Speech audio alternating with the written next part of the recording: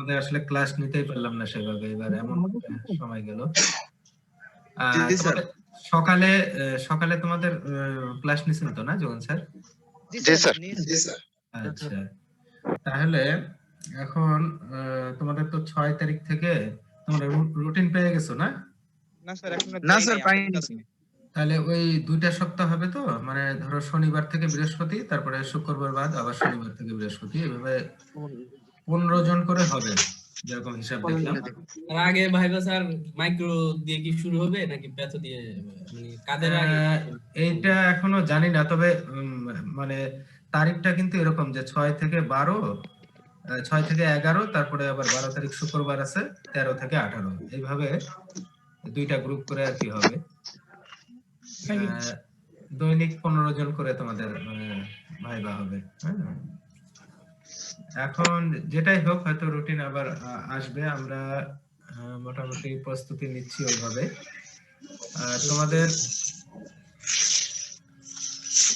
তোমাদের যেটা আমি একটু আলোচনা করব, মূলত তোমরা সবই পড়ছো, এখন এটা কি কি একটা মানে পরীক্ষার আগে একটা কিছুটা আর কি তোমাদের আর কি একটু দেওয়া আর কি, সাহস দেওয়া, এটাই উদ্দেশ্য আমাদের। হ্যাঁ, মোটামুটি যা পড়ছো ওগুলাই তোমাদের হবে।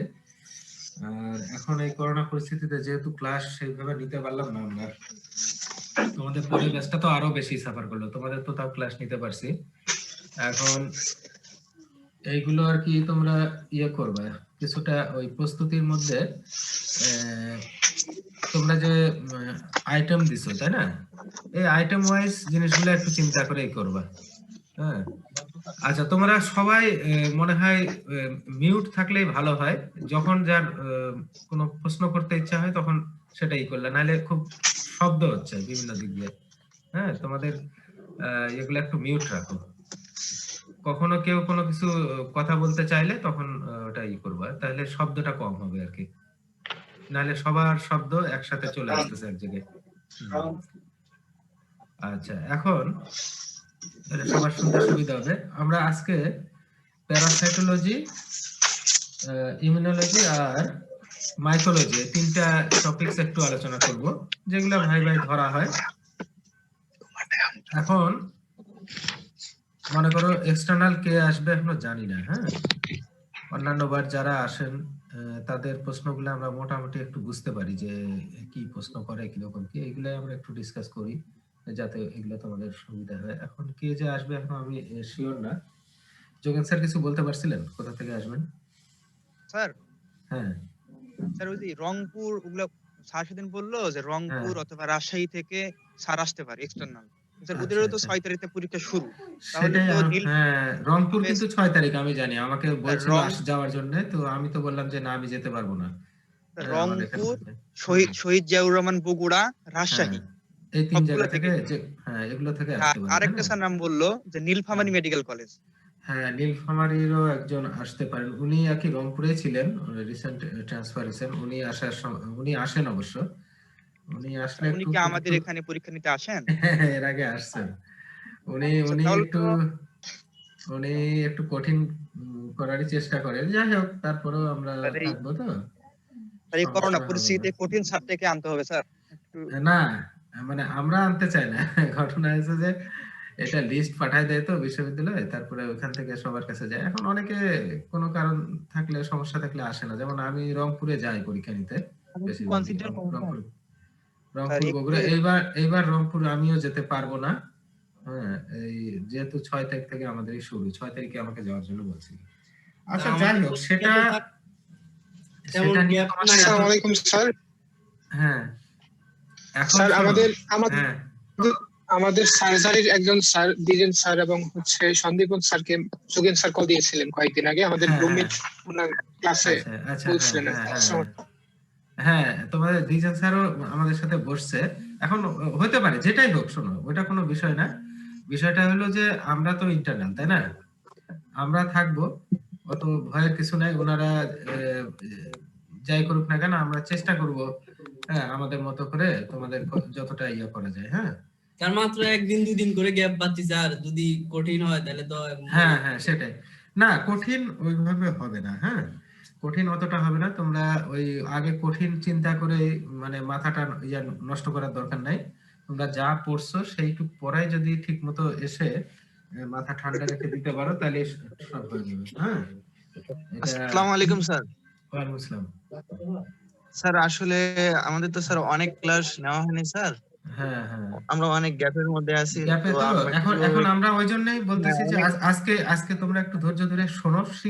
আমি খুব অল্প কিছু জিনিসের স্যার ব্যাপারে 1 ঘন্টায় আর 2 ঘন্টায় কি পারবো এটা না, বলতেছিলাম যে আমি আমি তো পড়াইতে আমরা আসি তো নাই, আমি জাস্ট তোমাদেরকে একটা টাস্ক দিতে আসছি যে এই জিনিসগুলা অনেকগুলো তোমরা তো একটু লেখনি খেয়াল পড়ে করে গেছে, আসবা। এখন আপনারা যদি একটু হ্যাঁ, কাইন্ডলি একটু দেখতেন করে। হুম হুম, তো যাই হোক আমি আর তাহলে শুরু বাসায় করি। যে হ্যাঁ অনেকেই যে পড়ালেখা করছে এমনও না, কিন্তু স্যার অনেকে হ্যাঁ হ্যাঁ, এটা সময় আমরা পাচ্ছে না। বুঝতেছি। আসলে আসলে এটা হয় যে একটা নিয়মের মধ্যে না থাকলে সবারই এটা হচ্ছে, সব স্টুডেন্ট সব সেক্টরে, শুধু তোমরা না, আর সবারও এই একই অবস্থা হচ্ছে। এখন তাড়াতাড়ি যদি যাই হোক, পরীক্ষাটা হতো তাহলে এত সমস্যা হতো না স্যার। সমস্যা হতো না, আসলে গ্যাপ পড়ে যাওয়াতে অনেকেই গ্যাপ পড়ে পড়াশোনাটাকে যাওয়াতে একটু অনেকে ভুলে হ্যাঁ গেছে, অনেকে মানে আর পড়তে হ্যাঁ বসতে হ্যাঁ, চাচ্ছে না সেটাই টেবিলে এরকম। সেটাই। আচ্ছা যাই হোক, এখন আমরা একটু কাজের এটা কথায় যদি আসি, স্যার সেটা কাইন্ডলি হলো একটু মানে এখন আমরা যেটা কাজের কথায় আসি সেটা হলো যে প্যারাসাইটোলজি ওভারঅল কতটুকু আমরা একটু জানবো, এটা আমি একটা একটু দিক নির্দেশনা দেবো, অন্য কিছু না। যেমন আমরা যদি শুরু থেকে আসি, যেমন প্যারাসাইটোলজির ইন্ট্রোডাক্টরি কি থাকে এখানে। এই প্যারাসাইটোলজি ধরো তোমাদের প্রথমে হয়তো জিজ্ঞাসা করে যে ক্লাসিফাই করো, একটু ক্লাসিফিকেশনটা দেখে আসলাম যে কি কিভাবে ক্লাসিফাই করা যায় অ্যাকর্ডিং টু তাদের ওই যে ইয়া অনুযায়ী, কার সিলিয়া আছে, কার সিউডোপড আছে, এই যে এইভাবে যে এইভাবে একটু পড়ে আসবে যে ক্লাসিফিকেশনটা ধরে। তারপরে ধরো বিভিন্ন পর্ব আছে, যেমন রাইজোপোডা, হ্যাঁ, প্রোটোজোয়া, এই ধরনের যে আহ, থেকে কিছু কিছু ধরা হয়। তোমরা যদি একটু কার্ডটা চিন্তা করো, তোমাদের যে আইটেম কার্ডটা ছিল, দেখবা ওগুলো থেকে ধারাবাহিক ভাবে কিছু প্রশ্ন চলে আসে। হ্যাঁ, যেমন ইম্পর্টেন্ট কিছু টপিকস আছে, যেমন অ্যান্টামিবা হিস্টোলাইটিকা যদি তোমাকে ধরে, কি ধরবে, একটা গোছায় পড়বা। যে কোনো প্যারাসাইটোলজির একটা স্পেসিস কে পড়তে গেলে প্রথমে জানবা যে এটা কি ডিজিজ করে, কারণ এটা একটা ইম্পর্টেন্ট জিনিস যে আমরা কেন তাকে জানবো, কি ডিজিজ করে, অ্যান্টামিবা হিস্টোলাইটিকা কি ডিজিজ করে, এর ইনফেক্টিভ ফর্মটার নাম কি। ইনফেক্টিভ ফর্মটা খুব ইম্পর্টেন্ট, কারণ একটা প্যারাসাইটের লাইফ সাইকেলে আমরা অনেকগুলো পার্ট দেখি, যে এটা সিস্ট হতে পারে, ট্রোফোজয়েড থাকতে পারে, তাই না, লার্ভাল স্টেজ থাকতে পারে, অ্যাডাল্ট ফর্ম থাকতে পারে। তো সাধারণত এটার ইয়েটা কি, তোমরা চিন্তা করবে যে ইনফেক্টিভ ফর্ম কি, এটা অবশ্যই ধরা হবে। তাহলে অ্যান্টামিবা হিস্টোলাইটিকা থেকে যদি আমরা চিন্তা করি, তাহলে এটা ম্যাচিউর কোয়াড্রিকুলেটেড সিস্টটা হলো ইনফেক্টিভ ফর্ম। তাহলে এখন এইটা এর সাথে তুমি চিন্তা করবা যে এটা ডিজিজ কি করে, অ্যামিবিক ডিসেন্ট্রি করে। আর অ্যামিবিক ডিসেন্ট্রি আসলেই সাথে সাথে তোমার ডিসেন্ট্রির সাথে আর কি ডিসেন্ট্রি আছে, ব্যাকটেরিওলজির মধ্যে একটু চলে গেল, যেমন ব্যাসিলারি ডিসেন্ট্রি আছে, ধরতে পারে এরকম। আসলে ভাইবাটা কি, ভাইবাতে তো খুব একটা জিনিস নিয়ে অনেকক্ষণ বলা হয় না, হয় কি, এই জন্য আমরা রিটেনের প্রস্তুতি একরকম, যে ওইখানে একটা জিনিস ব্রডলি লিখতে হবে, গোছায় লিখতে হবে, কিন্তু ভাইবাতে কি যে তুমি কিছু জানলা ব্যাস সাফিসিয়েন্ট, একটু ওখানে নাড়া দেওয়া হলো, ওটা কতটুকু দেখছো, আরেকটা জায়গায় গিয়ে কিছু দেখা হলো।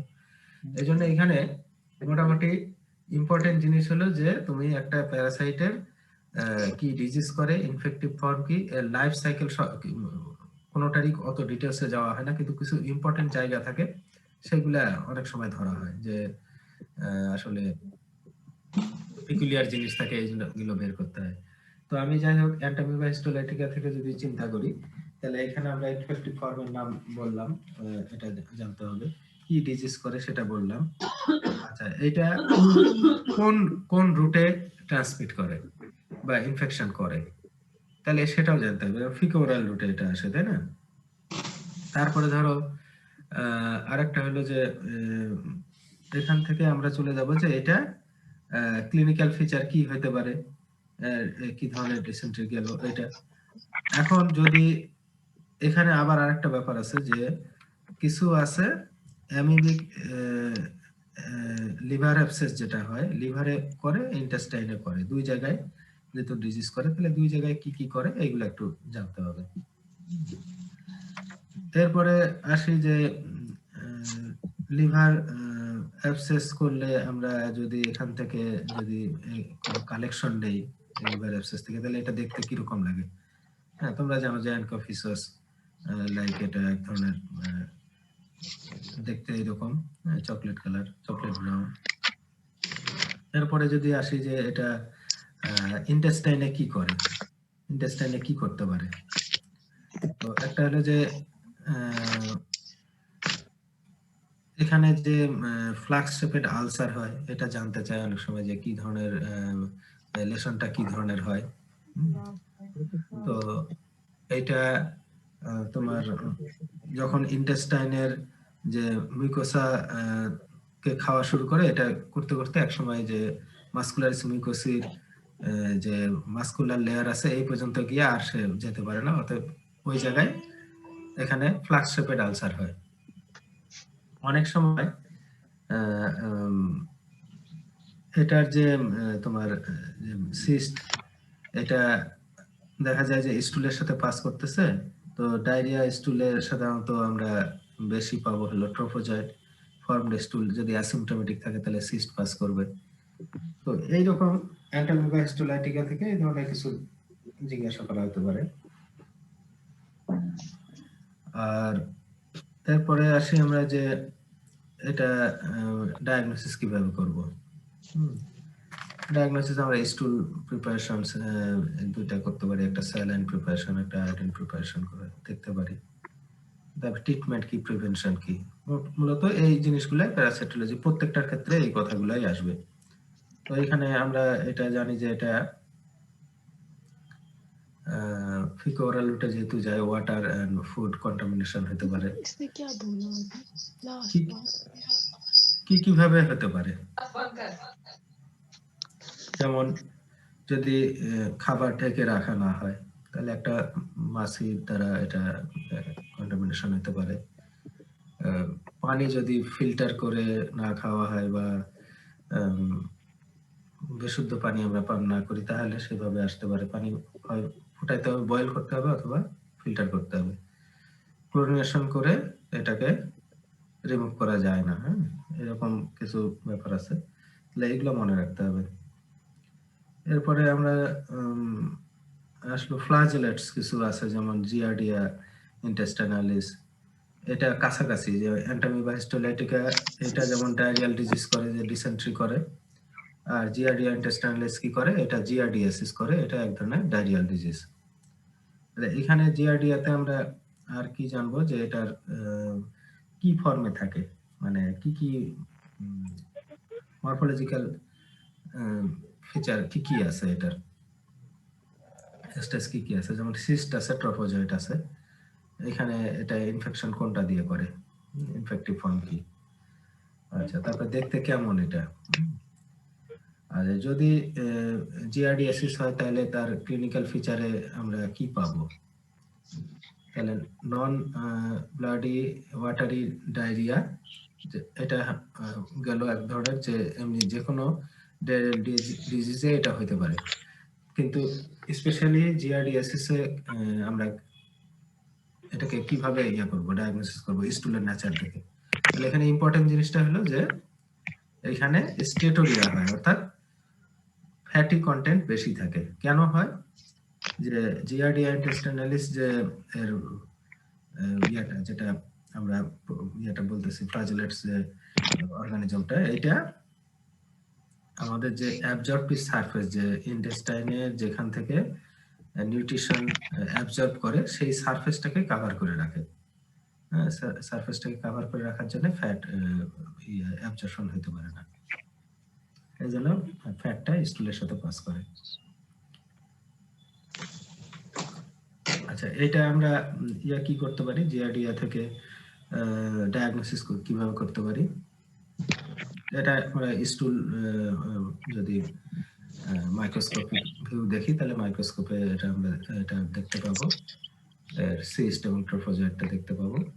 ডায়রিয়াল স্টুলের সাধারণত ট্রফোজয়েড বেশি যায়, আর যদি অ্যাসিম্পটোমেটিক থাকে, ফর্মড স্টুল থাকে, যে কোনো সমস্যা নেই, তাহলে সেই ক্ষেত্রে সিস্ট পাস করতে পারে এই স্টুডেন্ট। কারণ কোনো জায়গায় পাইলাম না, তাইলে আমরা আরো কিভাবে এটা দেখতে পারি, একটা হলো স্ট্রিং টেস্ট। ক্লাস আমাদের বলছিলাম যে স্ট্রিং টেস্ট করে এটা অর্গানিজমটা আমরা দেখতে পারি। আচ্ছা, আর এর সাথে জিআরডিএ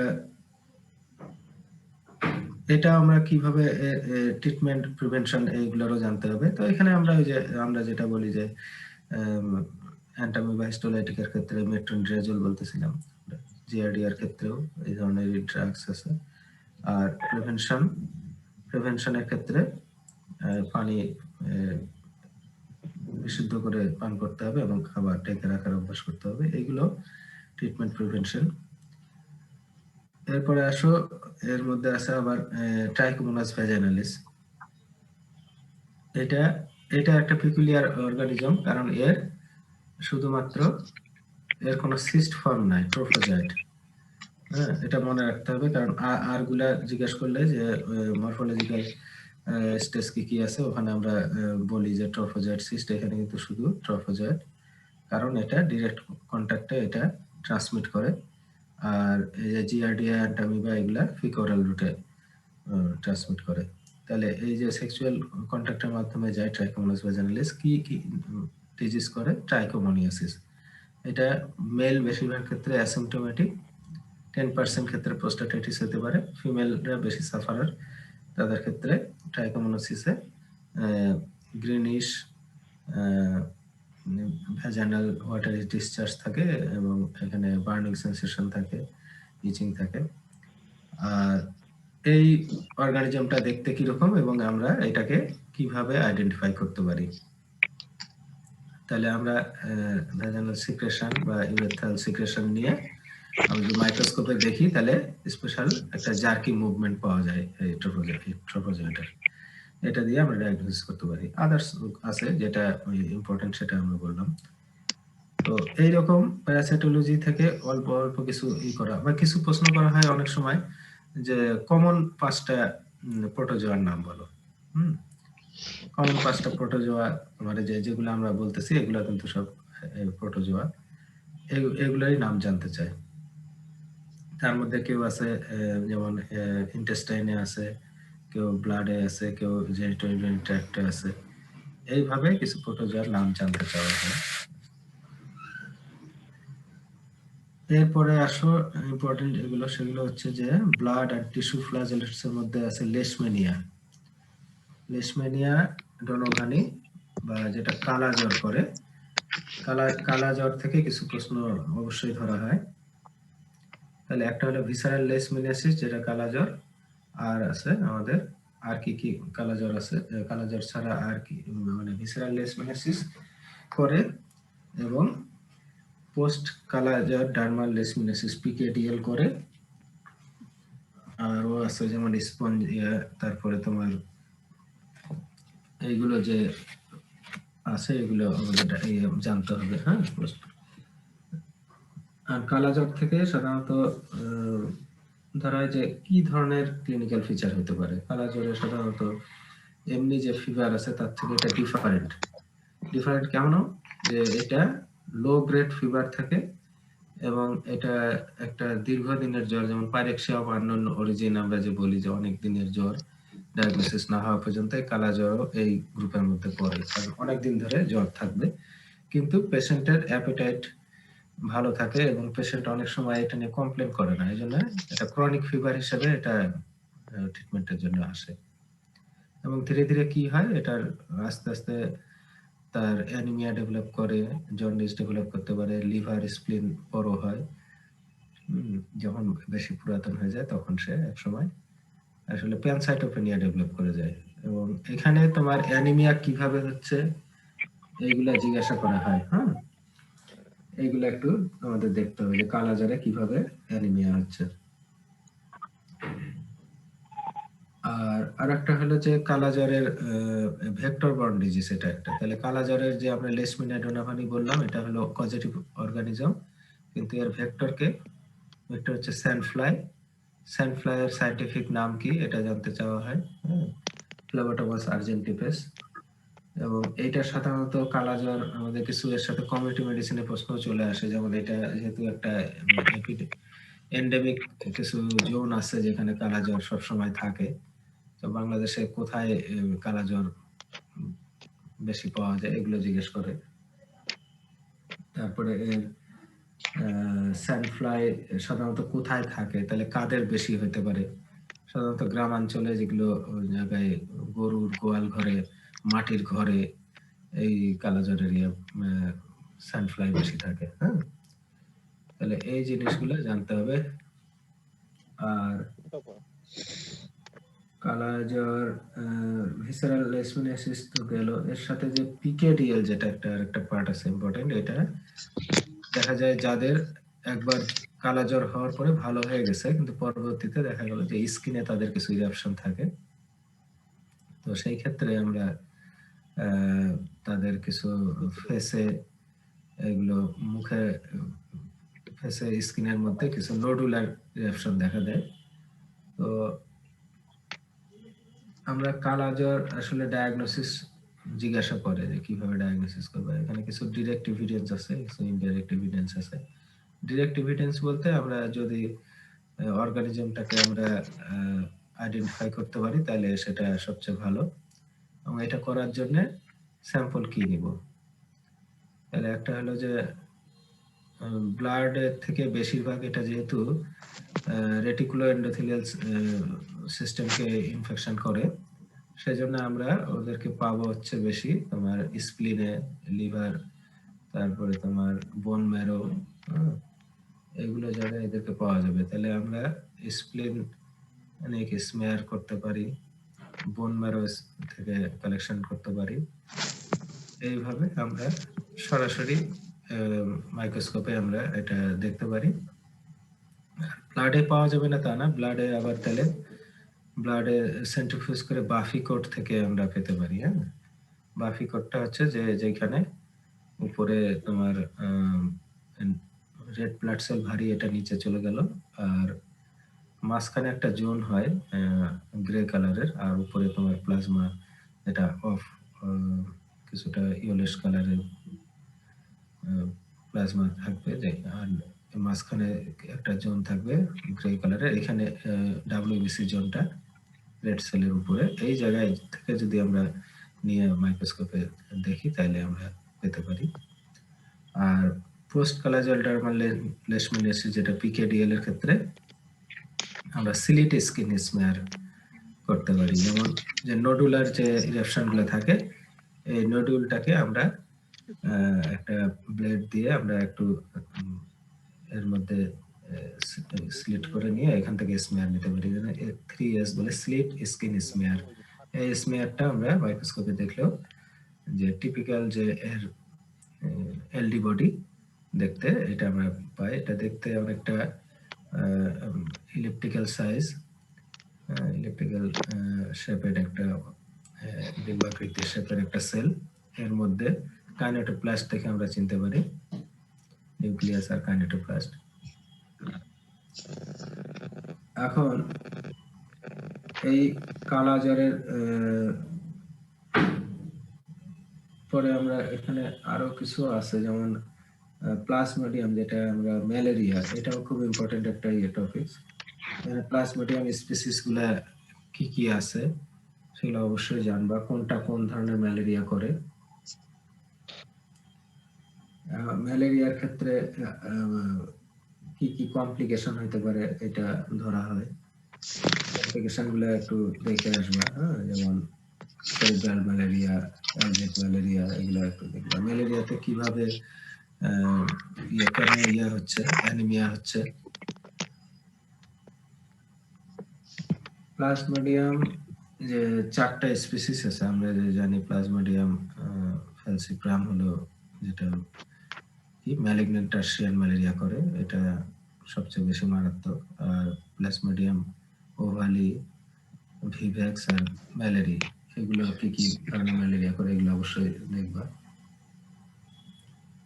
আর এখানে যে সাইকেল আছে সেটা একটু জানতে হয়। অনেক সময় অনেক প্যারাসাইটের কিন্তু লাইফ সাইকেল অত ইম্পর্টেন্ট না, কিন্তু ম্যালেরিয়াল প্যারাসাইটের ক্ষেত্রে একটু ইম্পর্টেন্ট। তাহলে একটা মসকিটো সাইকেল যেটা অ্যাসেক্সুয়াল সাইকেল, আর না সরি মসকিটোতে সেক্সুয়াল সাইকেল হয়, এটা তার জন্য এটা হলো তারা হলো ডেফিনেটিভ হোস্ট, আর ম্যান এখানে ইন্টারমিডিয়েট হোস্ট। এটাও একটা পিকুলিয়ারিটিস। বেশিরভাগ ক্ষেত্রে প্যারাসাইটের ক্ষেত্রে মানুষই কিন্তু হিউম্যান হচ্ছে তোমার ডেফিনেটিভ হোস্ট, কিন্তু এখানে একটা ব্যতিক্রম যে ম্যালেরিয়াল প্যারাসাইটের ক্ষেত্রে আমরা ইন্টারমিডিয়েট হোস্ট, মানে এটা মনে রাখতে হবে। আর হোস্টের কথা যখন আসলে, তাহলে হোস্টের কি কি ধরনের হোস্ট আছে প্যারাসাইটোলজিতে এটাও জিজ্ঞেস করা হয়। হ্যাঁ, ডেফিনেটিভ হোস্ট, ইন্টারমিডিয়েট হোস্ট, তারপরে তোমার প্যারাটেনিক হোস্ট, ডেড এন্ড হোস্ট, এই ধরনের বিভিন্ন হোস্টের ইয়েটা জানবা। আর হোস্ট প্যারাসাইট রিলেশনশিপ কি কি আছে সেটাও জানতে হবে, যেমন কমেনসেলিজম আছে, প্যারাসাইটিজম আছে, আর সিম্বায়োসিস আছে। এই ধরনের অ্যাসোসিয়েশন গুলো একটু জানতে হবে। আচ্ছা, আমরা প্লাজমোডিয়ামে ছিলাম। প্লাজমোডিয়ামের মধ্যে আরো বেশ কিছু জানার আছে, যে ম্যালেরিয়াল ফিভারে জ্বর কেন আসে, জ্বর আসতেছে কেন। এখানে যেহেতু ব্লাড সেল ভেঙে যায়, তাহলে হেমোলাইসিস হয়। এখন এখানে যে সাইকেলটা আছে তোমার মসকিটো, আমাদের ইনফেক্টিভ ফর্মটা কি এখানে, তাই না? স্পোরোজয়েড, মশার মসকিটো বাইটের মাধ্যমে যে মানুষের শরীরে আসে, তারপরে এটা কি কি সাইকেল হয়, সাইকেলগুলোর নাম জানতে হবে। হেপাটিক সাইজোগনি আছে, ইরাথ্রোসাইটিক সাইজোগনি আছে। তো এগুলোতে কি কি তৈরি হচ্ছে, এবং এই সাইকেলটা একটু ভালো করে তোমরা দেখবা। আর যেটা বলছিলাম যে কমপ্লিকেশন, তাহলে আবার আমাদের বাংলাদেশের মতো দেশে দুইটা ভ্যারিয়েশন আছে, ভৌগোলিক ইয়ে আছে। যেমন প্লেন ল্যান্ডে এক ধরনের ম্যালেরিয়া হয়, আর হিলি এরিয়াতে আর এক ধরনের ম্যালেরিয়া হয়। এটা কেন হয়? হ্যাঁ, এর কারণ কিছুই না, ভেক্টরটা আসলে যেগুলো হিলি এরিয়াতে পার্বত্য অঞ্চলে এর ভেক্টর বেশি থাকে, এই প্লাজমোডিয়াম ফ্যালসিপারাম, এই কারণে ওইখানে তোমার এটা বেশি, আর প্লেন ল্যান্ডে ভিভ্যাক্সটা বেশি হয়। এরপরে আসলে আরো কিছু আছে, যেমন টক্সোপ্লাজমা গন্ডি। হ্যাঁ, টক্সোপ্লাজমা গন্ডি অত বেশি ধরা হয় না, তারপরে কিছুটা মোটামুটি জানবা যে এটা কি ডিজিজ করে, টক্সোপ্লাজমোসিস করে, এটাতে কি হয়, ক্লিনিক্যাল ফিচার। আর এরপরে তোমার কিছু আছে ইম্পর্টেন্ট আরো, যেমন সিস্টোড।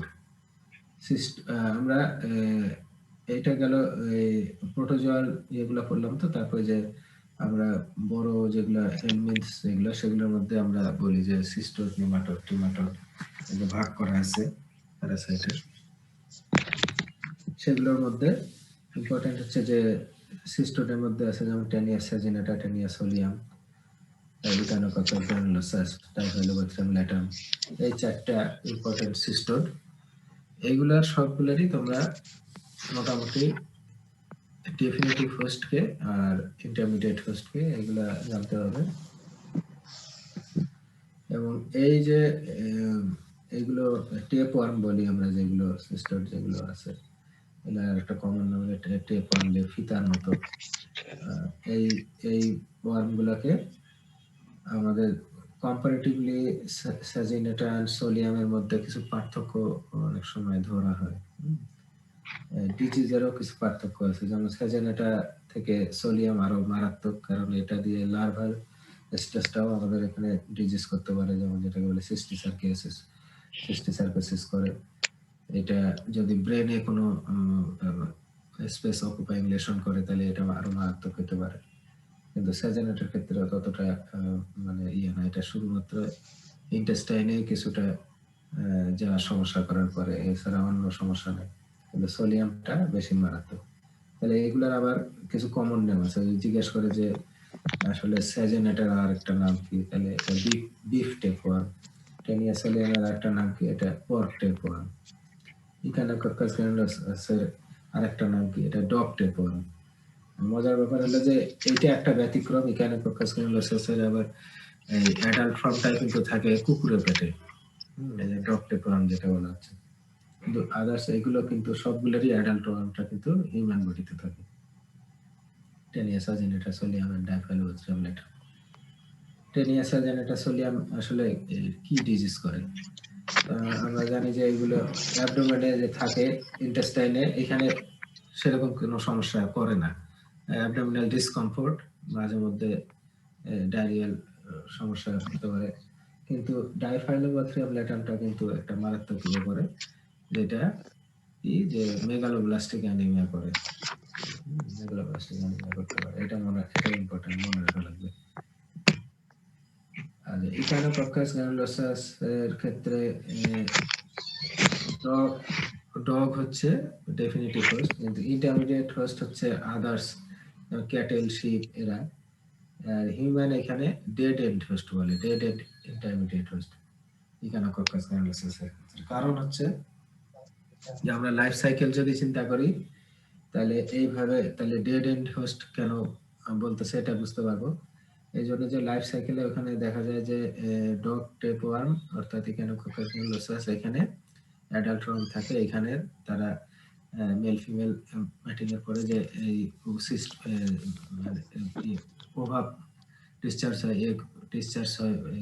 কুকুরের স্টুলের সাথে, এইটা সামহাও এটা যদি ক্যাটেলের মধ্যে যায়, অর্থাৎ ঘাস খাওয়ার সময় গরু ছাগল এটা খেয়ে ফেলতে পারে, খেলে কি হবে, এর ইন্টেস্টাইন থেকে ওইখানে ব্লাডের মাধ্যমে এই লার্ভাল স্টেজটা চলে যাবে ইয়াতে,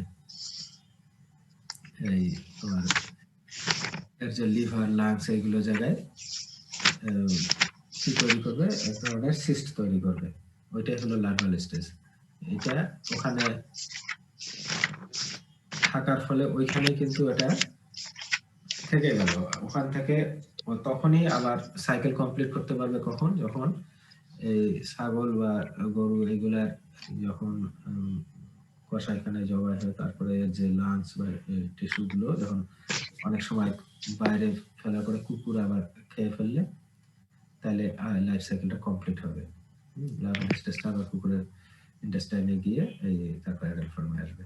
তো এটা মানুষের ক্ষেত্রে যদি ঘটে, যেটা এই যে কোনো বাচ্চা হয়তো খেলতেছে কুকুরকে নিয়ে, তার শরীরে তো লেগে আছে ডিম, তো তার এইভাবে সে খেয়ে ফেললো, তাহলে এই মানুষটারও তো লিভার বা লাংসে গিয়ে সিস্ট তৈরি করবে, তাই না? তো তাহলে এটা তো আর কুকুরের নাগালের মধ্যে আসার কথা না, কোনো আনন্যাচারাল কোনো সিচুয়েশন ছাড়া।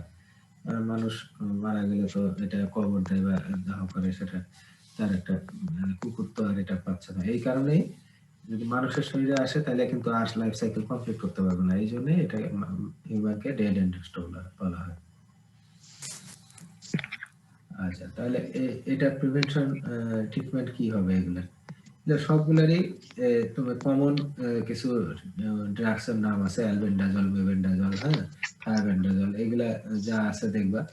এর সাথে এই যে ইকানোকক্কাস গ্রানুলোসাসের প্রিভেনশনের ক্ষেত্রে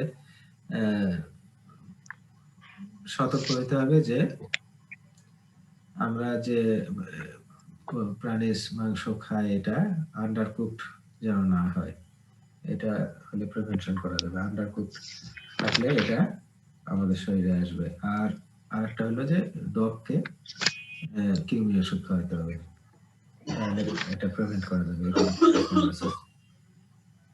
ডাইফাইলোবাথ্রিয়াম ল্যাটাম, এটা সবচেয়ে বড় টেপওয়ার্ম, এটা মনে রাখতে হবে, এটা পিকুলারিটিস, সবচেয়ে বড় টেপওয়ার্ম। এইটা কিভাবে আসে, এটাকে ফিশ টেপওয়ার্মও বলে। তাহলে মানুষ যে মাছ খাবে, মাছ যদি ভালোভাবে আমরা না করি, এটা কি যদি আন্ডারকুকড হয়, তাহলে সেই ক্ষেত্রে ফিশ টেপওয়ার্ম দ্বারা হিউম্যান ইনফেক্টেড হতে পারে। এখন এই ক্ষেত্রে হিউম্যান হচ্ছে ডেফিনেটিভ হোস্ট, যেহেতু অ্যাডাল্ট ওয়ানটা ডাইফাইলোবাথ্রিয়াম ল্যাটামে থাকে হিউম্যান বডিতে। আর ইন্টারমিডিয়েট হোস্টের মধ্যে আবার দুই রকম আছে, একটা হলো প্রায় ফার্স্ট ইন্টারমিডিয়েট হোস্ট আর second intermediate host. First intermediate host হচ্ছে লাইফ সাইকেল যদি দেখো তাহলে হিউম্যান ফেসেস এর মাধ্যমে যে এগ কন্টামিনেশন হচ্ছে বিভিন্ন জলাশয়ের, সেইখানে কপকট ক্রুস্টাসিয়া নামে এক ধরনের মাছের খাদ্য, এক ধরনের পোকা, তারা প্রথমে খেয়ে ফেলে এটা খেয়ে ফেলে।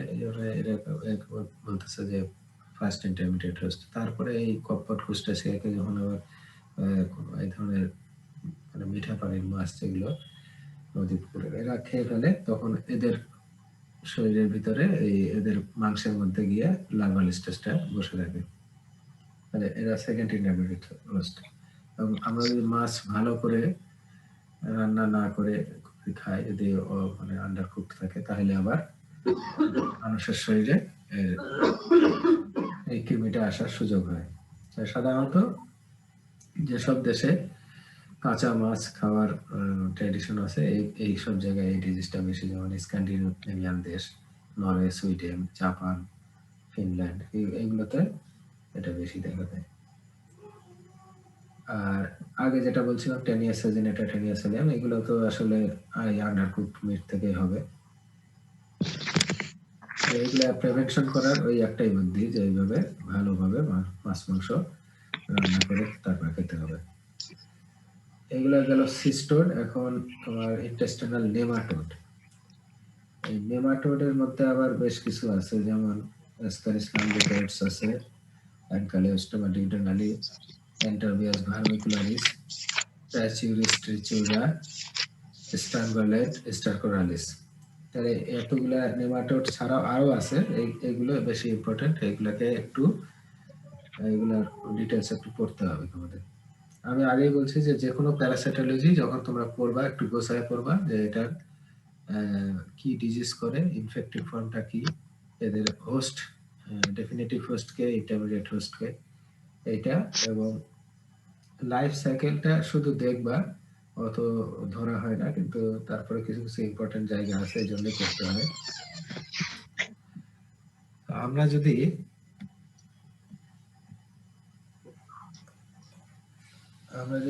দেখি যে প্রথমে অ্যাসকারিস ল্যাম্ব্রিকয়েডস, তাহলে এই নেমাটোডটা কি রকম দেখতে? এটা কিন্তু অনেকটা বড়, এটা অনেকটা বড়, এটা হিউম্যান হলো ডেফিনেটিভ হোস্ট। অ্যাডাল্ট ফর্মটা যে থাকে, এটা কি কি ডিজিজ করতে পারে, কি সমস্যা করতে পারে? একটা হলো যে এটা নিজে ওইখানে থেকে অ্যাবডোমিনাল ডিসকমফোর্ট এবং ইন্টেস্টাইনাল যে কিছু প্রবলেম করে, সেটা হলো যে যদি সংখ্যায় বেশি থাকে তাহলে অ্যাবডোমিনাল ইন্টেস্টাইনাল অবস্ট্রাকশন করতে পারে, ভালভুলাইজ করতে পারে। তারপরে এটা যদি তার নির্দিষ্ট জায়গা আছে ইন্টেস্টাইন থেকে এদিক ওদিক যায়, সেখানে কিছু সমস্যা করতে পারে, যেমন উপরের দিকে উঠে আসলো, তাহলে গল ব্লাডারে আগে যে কমন বাইল ডাক্ট আছে, এখানে যদি ঢুকে যায়, তাহলে কি করতে পারে, যে অবস্ট্রাকশন করতে পারে বাইল ডাক্টের, তাহলে সার্জিক্যাল জন্ডিস ডেভেলপ করবে, তাই না? অবস্ট্রাকটিভ জন্ডিস হবে। তারপরে যদি ভার্মিফর্ম অ্যাপেন্ডিক্সের ওখানে চলে যায়, তাহলে অ্যাপেন্ডিসাইটিস করতে পারে, এটার মধ্যে যদি ঢুকে যায়, তাহলে এটা করতে পারে। অনেক সময় অ্যামিবিক ডিসেন্ট্রির যে কিছু আলসার ফর্ম করে, এই আলসার গুলোকে পারফোরেট করে দিয়ে সে ইন্টেস্টাইনাল পারফোরেশন করতে পারে। এইরকম বেশ কিছু জিনিস কি করতে পারে এটা জানবা, অ্যাসকারিস ল্যাম্ব্রিকয়েডস। আর এটা সাধারণত অনেকটা ভিটামিন এ ডেফিসিয়েন্সি করে, ভিটামিন এ ডেফিসিয়েন্সি করে, এবং এটা তাহলে ট্রিটমেন্ট, প্রিভেনশন, এগুলো অবশ্যই জানবা। আর অ্যানকাইলোস্টোমা ডিউডেনালি বা হুকওয়ার্ম, এগুলোর কমন নাম। আর অ্যাসকারিস ল্যাম্ব্রিকয়েডসকে সাধারণত রাউন্ড ওয়ার্ম বলা হয়। তাহলে অ্যানকাইলোস্টোমা ডিউডেনালি আর নেকাটোর আমেরিকানাস, এই দুইটা হচ্ছে আমরা কমন নাম হচ্ছে হুকওয়ার্ম।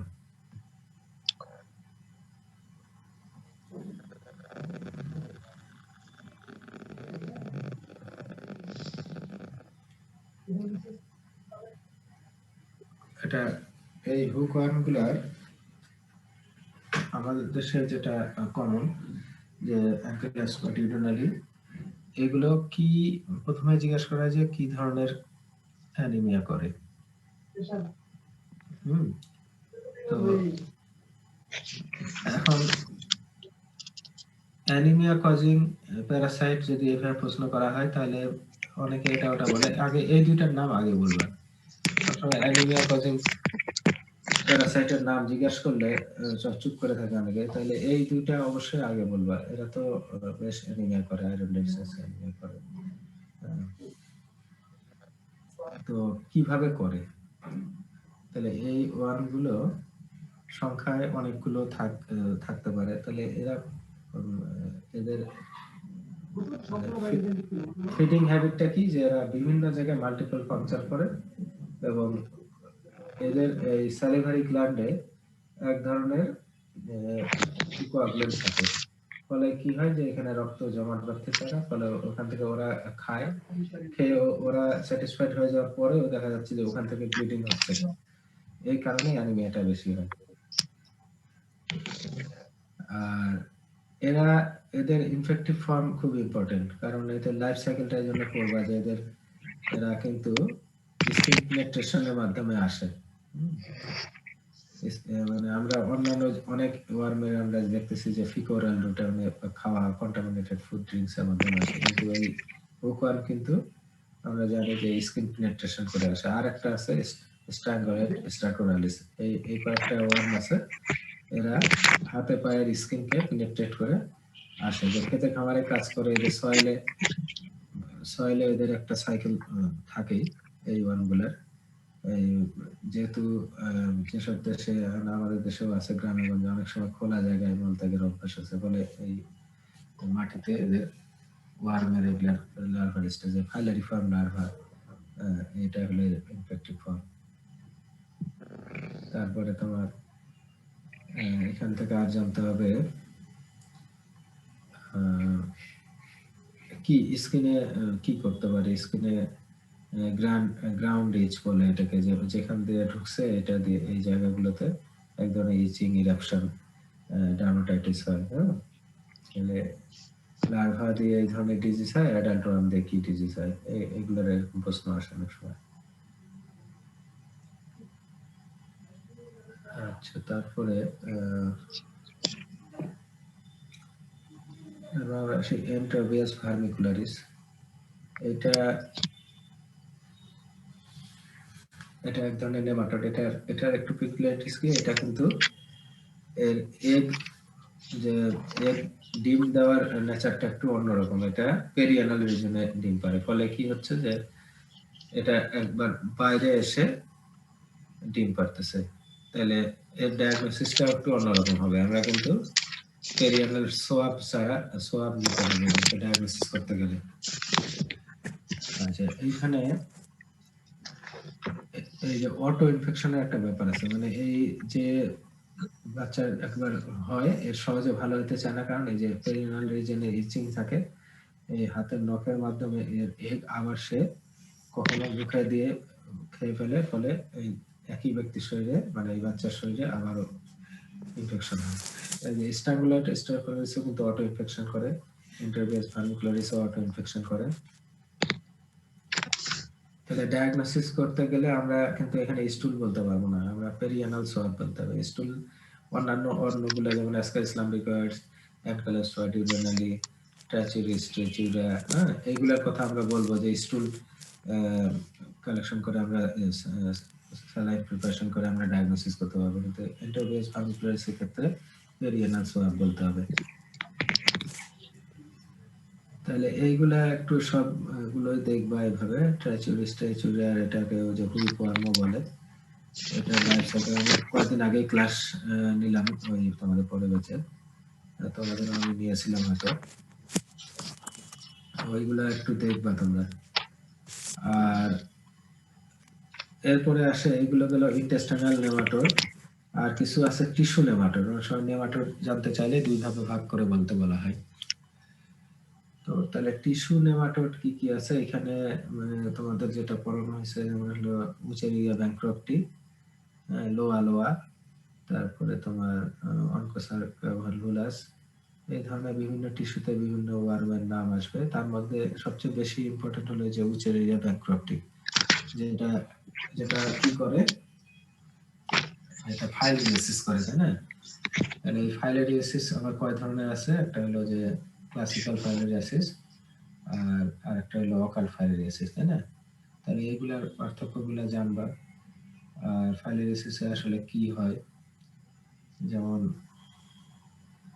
কোন কোন অর্গানে ড্যামেজ করতে পারে বা অর্গানে কিছু পরিবর্তন আনতে পারে, যেমন দুই লিম্ব, ব্রেস্ট, হ্যাঁ, তারপরে তোমার জেনিটালিয়া, এগুলোতে যে এলিফ্যান্টাইসিস বলে যেটা আর কি, যে একবারে পরিবর্তন আসে, এটা ক্লাসিক্যাল ফাইলোডিয়াসিসে। এই অর্গানগুলোর নাম জানবা যে এখানে এখানে হয়। আর ডায়াগনোসিসটা জানবা, যে ব্যাংক্রপ্টিক ডায়াগনোসিস কিভাবে করবো। যদি বলা হয় যে আমরা ব্লাডে এর ইয়েটা পেতে চাই, মাইক্রোফাইলেরিয়া, তো সেটা দেখার জন্য কতগুলো টেকনিক আছে, কারণ এটাও কিন্তু একটা ভেক্টর বর্ন ডিজিজ। তো তোমার কি ধরনের ইয়া দিয়ে, মশার দ্বারা হয়, যেমন কিউলেক্স মসকিটো দ্বারা এটা ট্রান্সমিট করে এক ব্যক্তি থেকে আরেক ব্যক্তি ছড়িয়ে যায়। তো এখন এর যে লার্ভাল ফর্মটা, যে মাইক্রোফাইলেরিয়া, এটা যদি আমরা দেখতে চাই, তাহলে সাধারণত একটু কৌশলী হতে হবে, যে এরা ওদের বাহকের জন্যই ওরা পেরিফেরাল ব্লাডে কিন্তু সবসময় থাকে না, এরা এই ইন্টারনাল অর্গানের ক্যাপিলারিতে থাকে। আর এরা জানে যে মশা সাধারণত মানুষ ঘুমাইলে বা রাতের বেলা এই সময়টা কামড়াইতে আসে, ফলে ওই সময় ওরা ব্লাডে চলে আসে, পেরিফেরাল ব্লাডে। এটা একটা ন্যাচারালি এরকম একটা সিস্টেম, যে তারা এক ব্যক্তি থেকে আরেক ব্যক্তিতে ট্রান্সমিট করার জন্য এরকম করে। তাহলে আমরা এদের উপস্থিতি দেখতে চাইলে, ডায়াগনোসিস করতে চাইলে আমাদেরকে একটা কৌশল করতে হয়, যেমন হেট্রাজেন প্রোভোকেটিভ টেস্ট। হেট্রাজেন মানে হচ্ছে এর যে ড্রাগসটা, যেমন ডাইথাইল কার্বামাইথিন, ডিইসি প্রোভোকেশন টেস্টও বলে। এইটা সাধারণত আমরা ইয়ে করি, কারণ মাইক্রোফাইলেরিয়া সাধারণত রাত 10টা থেকে ভোর 4টা-5টা পর্যন্ত এই সময় পেরিফেরাল ব্লাডে আসে, কিন্তু ওই সময়টা আসলে ডায়াগনোসিস করার সময় না। তো এই মানুষটা তো এই সময় তো আর হসপিটালে যাবে না, ল্যাবরেটরিতে যাবে না। আমরা দিনের বেলা যখন আসে তখন তো পেরিফেরাল ব্লাডে পাওয়া যায় না, তখন আমরা কি করি, এই ডিএসি 100 মিলিগ্রাম যদি পেশেন্টকে খাওয়াই দেওয়া হয়, তাহলে দেখা যায় যে ওই সময় তার কিছুক্ষণ পরে তার ব্লাডে এটার উপস্থিতি আসে, যদি থাকে আর কি। তখন ব্লাড স্যাম্পল নিয়ে আমরা যদি মাইক্রোস্কোপে দেখি, তাহলে মাইক্রোফাইলেরিয়া দেখা যায়। এটাকে বলে হেট্রাজেন প্রোভোকেটিভ টেস্ট। তাহলে ফাইলেরিয়া কয় ধরনের আছে এগুলো জানবা, ফাইলেরিয়া ট্রিটমেন্ট জানবা। প্রিভেনশন তো আমরা জানি যে এটা মসকিটো বার্ন ডিজিজ, তাহলে মশারি ব্যবহার করতে হবে, এটা একটা প্রিভেনশন। টিস্যু নেমাটোড আর অন্যগুলা হয়তো সেইভাবে না ধরা হলেও বলা হয় যে টিস্যু হিসাবে জিজ্ঞেস করা হয় কোন কোন টিস্যুতে থাকতে পারে। যেমন লোয়া লোয়া সাবকিউটেনিয়াস টিস্যুতে থাকে, তারপরে তোমার অনকোসাইটা ভালভুলাস, সেটা ওই আই চোখে পাওয়া যেতে পারে।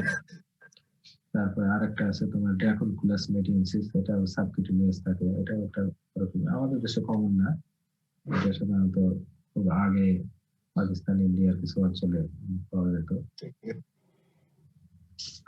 আর ট্রিমাটোড থাকলো এরপরে, যেটা এখানে ট্রিমাটোডটা আমরা বলি যে লিফ লাইক, পাতার মতো যেগুলা দেখতে, যেগুলা আলাদা আলাদা নাম আছে, ফ্লুক্স বলা হয়, যেমন intestinal flux, liver flux, blood flux, এইভাবে নাম আছে।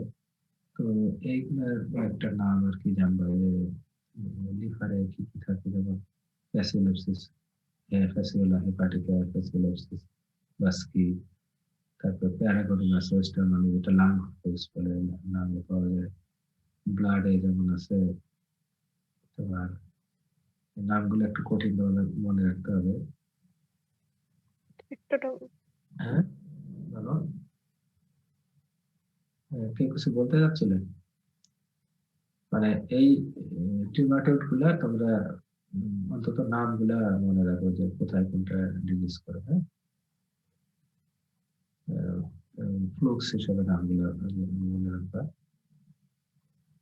এইগুলাই মোটামুটি প্যারাসাইটোলজি অনেক মানে সব ধরার করতে গেলে অনেক কিছু আছে। তোমরা কার্ডে মেন মেন যে আসসালামু আলাইকুম হ্যাঁ বলো। স্যার, হচ্ছে ক্লাসিফিকেশন থেকে কি শুধুমাত্র ট্রেমার অর্ডারটাই লাগবে? না, এখানে ক্লাসিফিকেশন তো বললে তুমি সবগুলাই নিয়ে আসবে তাই না? এই যে তোমার প্যারাসাইটের যে চারটা মেন ইয়ে আছে, উম, প্রথম যে চারটা ভাগ থেকে আমরা পরে নিচে নামে আসি, ক্লাসিফিকেশনটা ভালো করে জানে রাখবে। হ্যাঁ, জি স্যার। আসসালামু আলাইকুম। আচ্ছা। তারপরে আমরা আসি তাহলে। আর মাইথোলজি তোমার যদি খুব বেশি নাও পড়ো, যে আমাদের যে লেন্স রিভিউতে যেটা আছে, লেন্স রিভিউতে অল্প হয়তো 15-20 পাতা মতো আছে, এগুলো যদি একটু দেখে আসলেই মোটামুটি মাইকোলজি খুব বেশি লাগে না। তবে মাইকোলজির মধ্যে তোমরা মূলত ক্লাসিফিকেশনটা ধরে ফাঙ্গাসের, যে আমরা দুই ভাবে ক্লাসিফাই করি, একটা হলো মরফোলজিক্যাল আর একটা হলো তোমার according to site of infection. এই দুইটা ক্লাসিফিকেশন তোমরা দুইটা দেখে আসবে। হ্যাঁ, যেমন তোমার যদি মরফোলজিক্যালি কয় ধরনের আছে, একটা হলো ইস্ট, মোল্ড, ডাইমরফিক, তারপরে তোমার স্লাইড, চারটা আমরা মরফোলজিক্যালি বলি। আর তোমার সাইট অফ অ্যাকশন অনুযায়ী যে কিউটেনিয়াস, সাবকিউটেনিয়াস, সিস্টেমিক, এই যে এই ভাগগুলো আমরা একটু জেনে আসবো। আর এখানে সুপারফিশিয়াল মাইকোসিস বা কিউটেনিয়াস মাইকোসিস এর মধ্যে কিছু নাম আছে, নামগুলো অন্তত অবশ্যই জেনে আসবে, নামগুলো মনে রাখবে। আর সিস্টেমিক আর অপরচুনিস্টিক ফাঙ্গাসের কিছু নাম জানবা এবং কি ডিজিজ করে, সিস্টেমিক গুলা নাম বলবা। আর কিছু অপরচুনিস্টিক মানে বুঝতে পারতেছে যে এটা সাধারণত ইমিউনো কম্পিটেন্ট তাদের হবে না, কিন্তু ইমিউনো যেটা বলে কম্প্রোমাইজড পেশেন্ট, যেমন এইডস পেশেন্ট বা ক্যান্সার থেরাপি দিচ্ছে বা ডায়াবেটিস আছে, এই ধরনের যাদের হয়। হ্যাঁ, এইগুলো কি কি ফাঙ্গাস হয়, বিশেষ করে ক্যান্ডিডা কিন্তু একটা অপরচুনিস্টিক ফাঙ্গাস, এটা বলবো যে অনেক ক্ষেত্রেই ক্যান্ডিডা দিয়ে ইনফেকশন হয়। তারপর ধরো এই এর সাথে একটা যেমন প্যারাসাইটেরও একটা মিল আছে, যেমন ট্রাইকোমোনিয়াসিস, এটা এক ধরনের যে ভালভোভাজাইটিস যেগুলো আছে, যেমন এটা ট্রাইকোমোনিয়াসিস আছে, ক্যান্ডিডিয়াসিস আছে, দুইটারই সাথে কিছু মিল আছে, কিছু অমিল আছে। অনেক সময় ধরে দুইটার মধ্যে পার্থক্য, এটাই করবা। ফাঙ্গাল টক্সিনের কিছু নাম জেনে আসবে, কিছু ফাঙ্গাল টক্সিনের নাম জানবো। আর এগুলোই মোটামুটি ধরা হয়। অপরচুনিস্টিক ফাঙ্গাসের কিছু নাম জিজ্ঞেস করে, সিস্টেমিক ফাঙ্গাসের কিছু নাম জিজ্ঞেস করা হয়। এইগুলাই খুব মাইকোলজি বেশি আমরা ধরি না, মোটামুটি এগুলাই। কিন্তু ওই যে ক্লাসিফিকেশন গুলো করবো ভালো করে, দুইটা ক্লাসিফিকেশন, এইগুলা মোটামুটি দেখলে হবে। হ্যাঁ, আর কি তোমাদের মনে পড়ে কিছু? তাহলে আমরা ডিসকাস করতাম যে এইগুলো ধরা হয়। স্যার, ল্যাব ডায়াগনোসিস গুলা কি জিজ্ঞেস করা হবে? হ্যাঁ, ভালো কথা মনে করছো। হ্যাঁ, ল্যাব ডায়াগনোসিস বলতে যেমন এই ফাঙ্গাসের ল্যাব ডায়াগনোসিস অবশ্যই জিজ্ঞেস করা হবে। একটা মানে ফাঙ্গাস কালচার করা হয় কোন মিডিয়াতে, হ্যাঁ, এটা। এবং ওই আমরা সাধারণত যে স্কিনের থেকে যে আমরা স্কিন কি করি, স্কিন স্ক্র্যাপিং করি তাই না? স্কিন স্ক্র্যাপিং, হেয়ার প্লাকিং আর নেইল ক্লিপিং, স্যাম্পল জিজ্ঞেস করলে তোমরা এই নামগুলো বলতে হবে। চুলের থেকে নিলে আমরা চুলের গোড়াটা আমরা ওখানে নেই স্যাম্পল হিসেবে। একটা চুল তুলে নেওয়ার পরে হেয়ার প্লাকিং বলা হচ্ছে, ওখান থেকে ওর গোড়াটা আমরা নিয়ে স্লাইডে নিয়ে ওখানে আমরা কি করি, 10-20% কি দেয় এখানে, সোডিয়াম হাইড্রোক্সাইড দিয়ে এটা করি আমরা। এই তোমার যে ক্যারাটিন লেয়ারটাকে ডিজলভ করার জন্য তারপরে তো আমরা দেখি মাইক্রোস্কোপে। আর একটা হয় যে ফাঙ্গাস কালচার করা হয়, সেলুলার টেক্সটোসাইলার মিডিয়াতে কালচার করে ফাঙ্গাস দেখা হয়। এইগুলো আর কি ডায়াগনোসিস, তো সবগুলোর সাথে কিছু কিছু ধরা হয় কমন বিষয়। যেমন ওই যে আর একটা জিনিস ভুলে গেছি, কালাজ্বরের ডায়াগনোসিসের ক্ষেত্রে আর একটা জিনিস বলি, ওইখানে মিডিয়ার নামও কিন্তু ধরা হয়, যে NNN মিডিয়া, নিকোল নবি ম্যাকনিল, তিনজন বিজ্ঞানীর নামে। আহ, ওইখানে আবার ধরো কালাজারের যে ইয়ে আছে, তোমার লেসমিনিয়া ডোনোভানি, এর আবার ফের দুইটা ফর্ম আছে এখানে, অ্যামাস্টিগোট ফর্ম, কমাস্টিগোট ফর্ম। কিন্তু তখন আসলে তোমরা, আমি একাই বলতেছি তো, অনেক কিছু অনেক মানে খেয়াল আসতেছে না, তোমরা পার্টিসিপেট করলে আর কি বের হয়ে আসতো। তো ওইখানে কিন্তু ওইগুলা নিয়েও জিজ্ঞাসা করা হয়, অ্যামাস্টিগোট ফর্ম, কমাস্টিগোট ফর্ম দেখতে কোনটা কোনটা কিরকম পার্থক্য কি, একটা ফ্লাজেলা থাকে, একটা ফ্লাজেলা থাকে না। আমি অনেকে বলি যে অ্যামাস্টিগোটটা আর কমাস্টিগোট গুলাই ফেলো, এ মানে অ্যাবসেন্ট, অ্যামাস্টিগোট মানে মনে রাখবে ফ্লাজেলা নাই, অ্যাবসেন্ট অফ ফ্লাজেলা। আর কমাস্টিগোটে ফ্লাজেলা থাকে, তাহলে কার মধ্যে পাওয়া যাবে, কমাস্টিগোট ফর্মটা কোথায় পাওয়া যাবে আর অ্যামাস্টিগোট ফর্ম কোথায় পাওয়া যাবে? ফ্লোমাস্টিক ফর্ম আমাদের শরীরে দরকার নেই, কারণ কি আমাদের শরীরে ঢুকাই দেওয়ার পরে আমাদের ব্লাড ফ্লোর মাধ্যমে একাই চলতে পারে। আর ওই যে সেল ফ্লাই, ওখানে তাকে ওই ফ্লোমাস্টিক ফর্মটা থাকে। আর আরেকটা পাবা যে কালচার করলে আমাদের এই 3M মিডিয়াতে, ওই মিডিয়াতে কিন্তু ওইখানে আবার তুমি পাবা ফ্লোমাস্টিক ফর্ম পাওয়া যায়। এইগুলো একটু কিছু মানে একটু কৌশলী প্রশ্ন জিজ্ঞাসা করে আর কি, যে কিরকম পড়ছে এটা জানার জন্য, যে অ্যাকচুয়ালি জিনিসটা তুমি জানো কিনা, এটাই। আচ্ছা, তাহলে ফাঙ্গাসের এগুলোই মোটামুটি। আর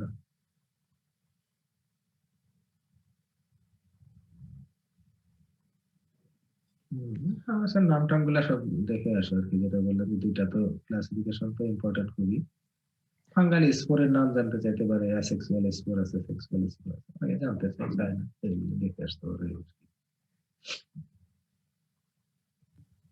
কিছু অ্যান্টি ফাঙ্গাল ড্রাগের নাম টাম জিজ্ঞেস করতে পারে, এইগুলো। আর এখন ওইদিকে প্যারাসাইটোলজি তো অনেকক্ষণই বললাম, তারপরেও মনে হচ্ছে যে কিছু কিছু আমার কাছ থেকে বাদ গেল কিনা।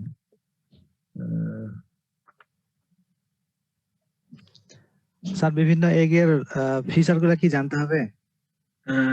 ওই যে আমি ক্লাস নিচ্ছিলাম, তো মনে আছে কিনা তোমার, যেমন এগের পার্থক্য বা একটু দেখে চেনার জন্য, যেমন ওই যে স্টুডেন্ট প্রিপারেশনে তো আমরা ইসলামিকয়েডস এগ কেমন, তারপরে তোমার ট্রাইচিরিস ট্রাইচুরিয়া, পিকুলিয়ার হচ্ছে যে ট্রাইচিরিস ট্রাইচুরিয়ার ইয়ে তো দেখতে অনেকটা লেমন শেপের, তাই না? ওইগুলা তোমার একটু মনে রাখতে হয়। তারপরে এন্টারপিয়াস ভার্মিকুলারিস এর এগ, কি রকম এই যে ট্যাকপোল লাইক লার্ভা থাকে এর ভিতরে, এইগুলো একটু মনে রাখতে হয়। ছবিগুলো একটু দেখে রাখলে তাহলে পার্থক্য বলতে পারবে। আর জি স্যার। আর হচ্ছে স্যার প্যারাসাইটে স্যার মরফোলজি কি পড়তে হবে স্যার? মরফোলজি বলতে কি, মরফোলজিক্যাল ফর্ম কি কি থাকে এটা একটু মনে রাখা লাগে, যে কারো সিস্ট ট্রফোজয়েড দুইটাই আছে, আবার মাঝে মাঝে যেমন ইন্টারমিডিয়েট যেমন সিস্ট আছে, প্রিসিস্টিক স্টেজ আছে, আবার ট্রফোজয়েড আছে, আবার এর সাথে যেমন ম্যাচিউর কোয়াড্রিনিউক্লিয়েটেড সিস্ট, একদম লাস্টলি যেটা আমরা দেখি ম্যাচিউর হয়ে যাওয়ার পরে, তাহলে ওই ফর্মটাই কিন্তু ইনফেক্টিভ ফর্ম, এই জন্য ওইটার নাম অবশ্যই জানা রাখবে। আবার দেখো, বলো। আর স্যার এই সিস্ট গুলোর কি ফিচার লাগবে, মানে ক্যারেক্টারিস্টিক্স? না, এগুলো নিয়ে অত ভাইবাতে অত বেশি ধরা হয় না। আমরা এখানে মরফোলজিক্যাল ফর্ম কি কি আছে, ইনফেক্টিভ ফর্ম কোনটা, এটা আমরা জানতে চাই। জি স্যার প্যারাসাইটের গুলার সাইজ গুলা কি লাগবে স্যার? সাইজ তোমাকে, সাইজ না, তুমি মানে পিকুলিয়ারিটির দিক দিয়ে মনে রাখবা যে কোনটা সবচেয়ে বড়, তাহলে বড় হলে কত বড়, এটা একটু আইডিয়া রাখো। যেমন তোমার সবচেয়ে বড় প্যারাসাইট হচ্ছে যেমন ওই যে তোমার ডাইফ্যালোথ্রিয়াম ল্যাটাম, সিস্টোদের মধ্যে, তাহলে এটা প্রায় তোমার কত, এটা 30 ফিট পর্যন্ত হতে পারে, এরকম তো আছে, তাই না? তো এরকম বড় অনেক ইয়ে আছে। তাহলে কেউ 5 মিটার, কেউ 10 মিটার, যেমন টেনিয়াসোজিন এটা 10 মিটার পর্যন্ত হতে পারে, টেনিয়াসোলিয়াম 5 মিটার মতো হতে পারে, তাহলে অনেক বড়, কিন্তু এরা কয়েলড অবস্থায় থাকে আমাদের ইন্টেস্টাইনে, এই জন্য এগুলো এইভাবে থাকে। আর একটু জানতে হবে, যেমন ওই তোমার এখানে যে প্রোগ্লোটিডস থাকে, তারপরে তোমার উপরে যে হেড, তারপর তোমার এই যে ইয়া কি বলে এটাকে, যে রোস্টেলাম থাকে, তারপর হুকলেট থাকে।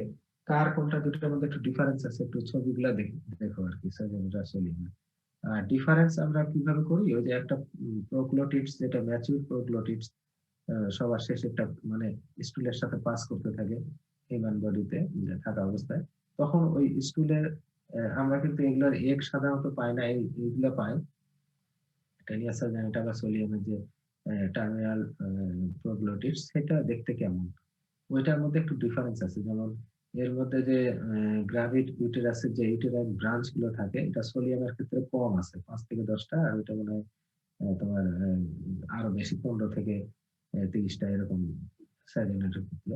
এইগুলা দিয়ে আমরা বুঝতে পারি আসলে এগুলো দেখতে একই রকম আর কি, মানে এইটুকু তফাৎ আছে। আবার ডাইফ্যালোপাথিরাম ল্যাটামের এক পাওয়া যেতে পারে, এটার আবার একটা দেখতে অনেকটা যে তোমার কিছুটা ডিম্বাকৃতি স্বরূপ, এবং এক সাইডে অপারকুলাম বলে, যে একটা ঢাকনা দেওয়ার মতো লিড লাইন অপারকুলাম থাকে। এইগুলো আর কি, যে মানে আইডেন্টিফিকেশন পয়েন্ট আর কি। তারপর তোমার এর ওভার ক্ষেত্রে তোমার ওই প্যারাসাইটে এটা অনেক সময় জিজ্ঞেস করতে পারে যে কয় ধরনের ইয়া এইভাবে ভাগ করা যায়, ওভোভিভিপারাস কারা, কারা ভিভিপারাস, কারা ওভোভিভিপারাস। হ্যাঁ, কেউ শুধু ডিম দেয় প্যারাসাইট গুলা, কেউ এমব্রায়োনিতে মানে ওভোভিভিপারাস, আর কেউ শুধু এমব্রায়ো অর্থাৎ লার্ভা ডিসচার্জ করে, ইয়া করে, পাস করে। তাহলে এইভাবে তাদের নামকরণ গুলা করা হয়েছে, কেউ ভিভিপারাস, কেউ ওভোভিভিপারাস, কেউ ওভোপারাস। এইগুলা অনেক সময় জানা কিনা হয়তো জানতে যেতে পারে, এইগুলো আর কি। এখন আর একটা পোর্শন থাকলো তোমাদের, বেশিক্ষণ আর নিব না, তোমরা পড়াশোনা করো, এর মধ্যে সময় কম। সেটা হলো যে ইমিউনোলজি। ইমিউনোলজিটা একটু যেরকম জটিল, হ্যাঁ, পড়লে খুব সোজা, আর যদি না পড়ো তাহলে খুব গুলাই যাবে। তো এই জন্য খুব বেশি এখন পড়ার সময়ও নাই, মূলত যাতে খুব সহজ জিনিসগুলা মিস না করো, এই জন্য আমি খুব বেশি গভীরে যাব না। তোমাদের যদি জিজ্ঞাসা করে, হয়তো ইমিউনোলজি প্রথমে সাধারণত জিজ্ঞাসা করে যে ইমিউনোলজি কি, হ্যাঁ, হয়তো একটা জিজ্ঞাসা করবে যে কি ইমিউনোলজি কি বা ইমিউনিটি কি। এগুলো হয়তো একটু দুই কথা সংজ্ঞার মতো বললেন। ইমিউনিটি, এখন ইমিউনিটি থাকলে ইমিউনিটির সাথে কিছু রিলেটেড ব্যাপার আছে, যে ইমিউনিটির সাথে কোন কোন অর্গান, স্যার একটু জোরে বললে ভালো হবে স্যার। হ্যাঁ, কি কি অর্গান সাধারণত এর সাথে রিলেটেড, তাই না, ইমিউনিটি সিস্টেমের সাথে। তারপরে এখানে সেলুলার কম্পোনেন্ট কি থাকতে পারে, সলিউবল কম্পোনেন্ট কি আছে, তাহলে সেলগুলোর নাম বলতে হবে, তাই না। সলিউবল কম্পোনেন্টের মধ্যে যেমন কি কি আছে, মানে ইন্টারলিউকিন আছে, ইন্টারফেরন আছে, তাই না, টিউমার নেক্রোটিক ফ্যাক্টর আছে। এই যে এই ধরনের সেলুলার কম্পোনেন্ট, সলিউবল কম্পোনেন্ট হতে জিজ্ঞাসা করে। তারপরে ধরো অ্যান্টিজেন, ইমিউনোজেন, এগুলো কাকে বলে, হ্যাপটেন কাকে বলে, হ্যাঁ, অ্যান্টিজেন অ্যান্টিবডি কাকে বলে, এই সংজ্ঞাগুলো একটু অবশ্যই জেনে আসবে। আমি এর জন্য খুব বেশি গভীরে যেতে পারি না, কারণ গভীরে যাওয়ার মতো সময় নাই। যখন দেখা যাবে যে তুমি এগুলো পারতেছি, তখন হয়তো খুব গভীরে গেল, এটা তুমি না পারলেও তোমার এর জন্য ফেল হবে না, তাই না। কিন্তু যেগুলা খুব গ্রস জিনিস, এগুলা না জানলে ফেল হয়ে যায়। যেমন ইমিউনিটি কি, ইমিউনিটির সাথে রিলেটেড কিছু কথা হয়, কি কি অর্গান আছে, কি সেলুলার কম্পোনেন্ট, সেলুলার কম্পোনেন্ট কি, অ্যান্টিজেন কি, অ্যান্টিবডি কি, ইমিউনোজেন কি, হ্যাপটেন কি, তাই না। এইগুলার ডেফিনেশন গুলা অবশ্যই জানিয়ে আসবে। তারপরে ধরো অ্যান্টিবডি বা ইমিউনোগ্লোবুলিন কতগুলা আছে, তাই না। আমি তো বেশিরভাগ বলি যে 5টা ইমিউনোগ্লোবুলিন আছে না। এই 5টা ইমিউনোগ্লোবুলিনের নামকরণ কিসের ভিত্তিতে হয়েছে, হ্যাঁ, স্ট্রাকচার কি, কিরকম দেখতে, ওয়াই শেপের, তাই না। একটা হলো যে তোমার ইয়া থাকে, হেভি চেন থাকে, আর হলো কি থাকে, লাইট চেন থাকে, তাই না। তাহলে নামকরণ কিসের ভিত্তিতে হয়েছে, হেভি চেনের ভিত্তিতেই তো নামকরণ হয়েছে, তাই না। এখানে থাকে তোমার আর ওই যে তোমার হেভি চেন গুলা কি 5 ধরনের আছে না, সেগুলোর হিসাবে নামকরণ হয়েছে। যেমন গামা থাকতে পারে, তাহলে জি, ইমিউনোগ্লোবিন জি, মিউ থাকলে এম, তারপর তোমার ডেল্টা থাকলে ডি, এইভাবে সবগুলোর নামকরণ আছে। তাহলে আর ওইখানে তো তোমার লাইট চেনের মধ্যে তো হয় কাপ্পা নাহলে ল্যাম্ডা থাকবে, আর এগুলো হেভি চেনে, যে হেভি চেন যেটা থাকবে সেটা অনুযায়ী এটার নাম আছে। তাহলে এইগুলার একটু সম্পর্কে একটু জানা লাগবে তোমাদের, এই ইমিউনোগ্লোবিন গুলার পাঁচটা কার, কে মনোমেরিক, কে পেন্টামেরিক, কে ডাইমেরিক, এগুলো একটু জানবা। তো কোনটা তোমার কার সাথে রিলেটেড, হ্যাঁ, কোন ধরনের, এইগুলো একটু অবশ্যই জেনে আসবা। আইজিই কি করে, আইজিএম কি করে, ফাংশন গুলো জানবা। তারপরে তোমার আসতেছে এমএসসি প্রোটিন গুলো, যে এইচএলএ বা এমএসসি একই ধরনের কথা, এগুলা কি জানো তুমি? মেজর হিস্টোকম্প্যাটিবিলিটি কমপ্লেক্স বা এমএসসি প্রোটিন কি কি আছে, কয় ধরনের। তারপরে এইচএলএ রিলেটেড কিছু ডিজিজ, এগুলো আমরা জানবা যে এইচএলএ থাকলে তাদের এইরকম ডিজিজের সাথে এদের রিলেশন আছে। এরপরে তোমার কমপ্লিমেন্টস একটা জিনিস, এটা কি কমপ্লিমেন্ট সংজ্ঞা জানতে চাইতে পারে। কমপ্লিমেন্ট অ্যাক্টিভেশনের পাথওয়ে কি কি আছে, এগুলা জানবা। মানে আমি বলতে চাচ্ছি যে ইমিউনোলজি ধরতে গেলে অনেক কিছুই আছে, কিন্তু এই মূলত এই জিনিসগুলো অবশ্যই জেনে আসবে। আর এর সাথে ওই টি সেল, বি সেল, এগুলার কয় ধরনের আছে, এবং এই যে তোমার থাইমিক এডুকেশন অনেক সময় ধরে, এদের যে ডিফারেন্সিয়েশন হয়েছে, এগুলা একটু দেখে অবশ্যই আসবা। আর এরপরে আসি যে হাইপার সেন্সিটিভিটি, এটা খুব ইম্পর্টেন্ট, এটা ধরে বেশিরভাগ এই ধরা হয় যে হাইপার সেন্সিটিভিটির ডেফিনিশন। হাইপার সেন্সিটিভিটি কাকে বলে, কয় ধরনের হাইপার সেন্সিটিভিটি আছে, কোনটা ডিলে টাইপ, কোনগুলো আর কোনটা ইমিডিয়েট। আমরা জানি যে 4 নাম্বার বাদে সবগুলো তো ইমিডিয়েট, আর এটা হলো ডিলে টাইপ সেন্সিটিভিটি। এগুলো একটু এক্সাম্পল জানবা হাইপার সেন্সিটিভিটি। যে নাম্বার 1 যেটা বলা হচ্ছে অ্যানাফাইল্যাক্সিস, অ্যানাফাইল্যাক্সিস রিঅ্যাকশন কিছু হতে পারে। নাম্বার 2 যেমন সাইটোটক্সিক হাইপার সেন্সিটিভিটি। তারপরে তোমার 3 নাম্বার যেমন immune complex mediated, 4 number cell mediated, আর 5 নাম্বার হলো স্টিমুলেটেড, তাই না? এই যে হাইপার সেন্সিটিভিটি, এগুলো জানে আসবা। তারপরে আছে টলারেন্স এন্ড অটো ইমিউনিটি, এগুলো জানবা। টলারেন্স কাকে বলে, অটোইমিউন ডিজিজ এর কিছু এক্সাম্পল জানবা, এবং এখানে কি হয়, অটোইমিউন ডিজিজ কিভাবে করে, কেন হয় অটোইমিউন ডিজিজ গুলো, এক্সাম্পল দিয়ে কয়েকটা মনে রাখবা। তারপরে তোমার আসতেছে আরো এখানে ধরা হয় যেমন ট্রান্সপ্লান্টেশন আছে, যেমন গ্রাফট। স্যার, হ্যাঁ বলো। স্যার এই যে টাইপ 1 2 3 এগুলোর মেকানিজম লাগবে? যে তোমার হাইপার সেন্সিটিভিটি, জি স্যার। একদম ওই মেকানিজম মতো জিজ্ঞাসা করে না, কিন্তু ওভারঅল মানে এটা কি একটু উদাহরণ দিয়ে বুঝানো, একটা এক্সাম্পল দেওয়া, হ্যাঁ, এগুলো অবশ্যই দেখে আসবে। মেকানিজম তো জানতে পারলে ভালো, আর যদি নাও পারো অন্তত এগুলো সবগুলো ক্লাসিফাই করা, এবং কোনটা কত নম্বরের, কোনটার কি নাম, এবং একটু এর সাথে এক্সাম্পল। হ্যাঁ, জি স্যার। আচ্ছা, তারপরে তো স্যার বিভিন্ন হ্যাঁ, সেলের অ্যাক্টিভেশন প্রসেস গুলো, স্যার বি সেল, টি সেলের অ্যাক্টিভেশন প্রসেস কি লাগবে স্যার? যারা অথবা একটু পড়ে কি- আসতে পারলে ভালো। হ্যাঁ, একটু ডিফারেন্সিয়েশন কিভাবে হচ্ছে, মানে যেমন এই যে তোমার হেল্পার টি সেল, তাই না? তারপরে CD4, CD8 সেল কিভাবে হচ্ছে, যে পজিটিভ সিলেকশন, নেগেটিভ সিলেকশন, এগুলা একটু দেখে আসো আর কি, যে কিভাবে আমরা ইয়ে করি, চলে যাচ্ছে, কেন এই নামকরণ গুলা হয়েছে এইভাবে। হ্যাঁ, একটু দেখে আসো যতটুকু পারো আর কি। আচ্ছা, এখন গ্রাফট ধরা হয়। গ্রাফট কয় ধরনের আছে? গ্রাফট সাধারণত অটোগ্রাফট, আইসোগ্রাফট, তারপরে তোমার জেনোগ্রাফট। হ্যাঁ, এই যে আরেকটা থাকলো, আরেকটা কি, হেটারোগ্রাফ স্যার। হ্যাঁ, অ্যালোগ্রাফট স্যার। অ্যালোগ্রাফট। অ্যালোগ্রাফট, ঠিক আছে, থ্যাংক ইউ। এই যে 4টা গ্রাফট, কোনটা কে মানে আমরা সোজার জন্য কি এক্সাম্পল দিয়ে একটু মনে রাখার জন্য, অটোগ্রাফট আমরা সাধারণত একই ব্যক্তি দেহে যদি হয়, তাই না, যেমন স্কিন গ্রাফট। এক জায়গার স্কিন আর এক জায়গায় লাগানো, এটা অটোগ্রাফট, মানে তার নিজের দেহে হচ্ছে। তারপরে তোমার অ্যালোগ্রাফট হলে কি হচ্ছে যে এক মানুষ থেকে আরেকটা মানুষের শরীরে।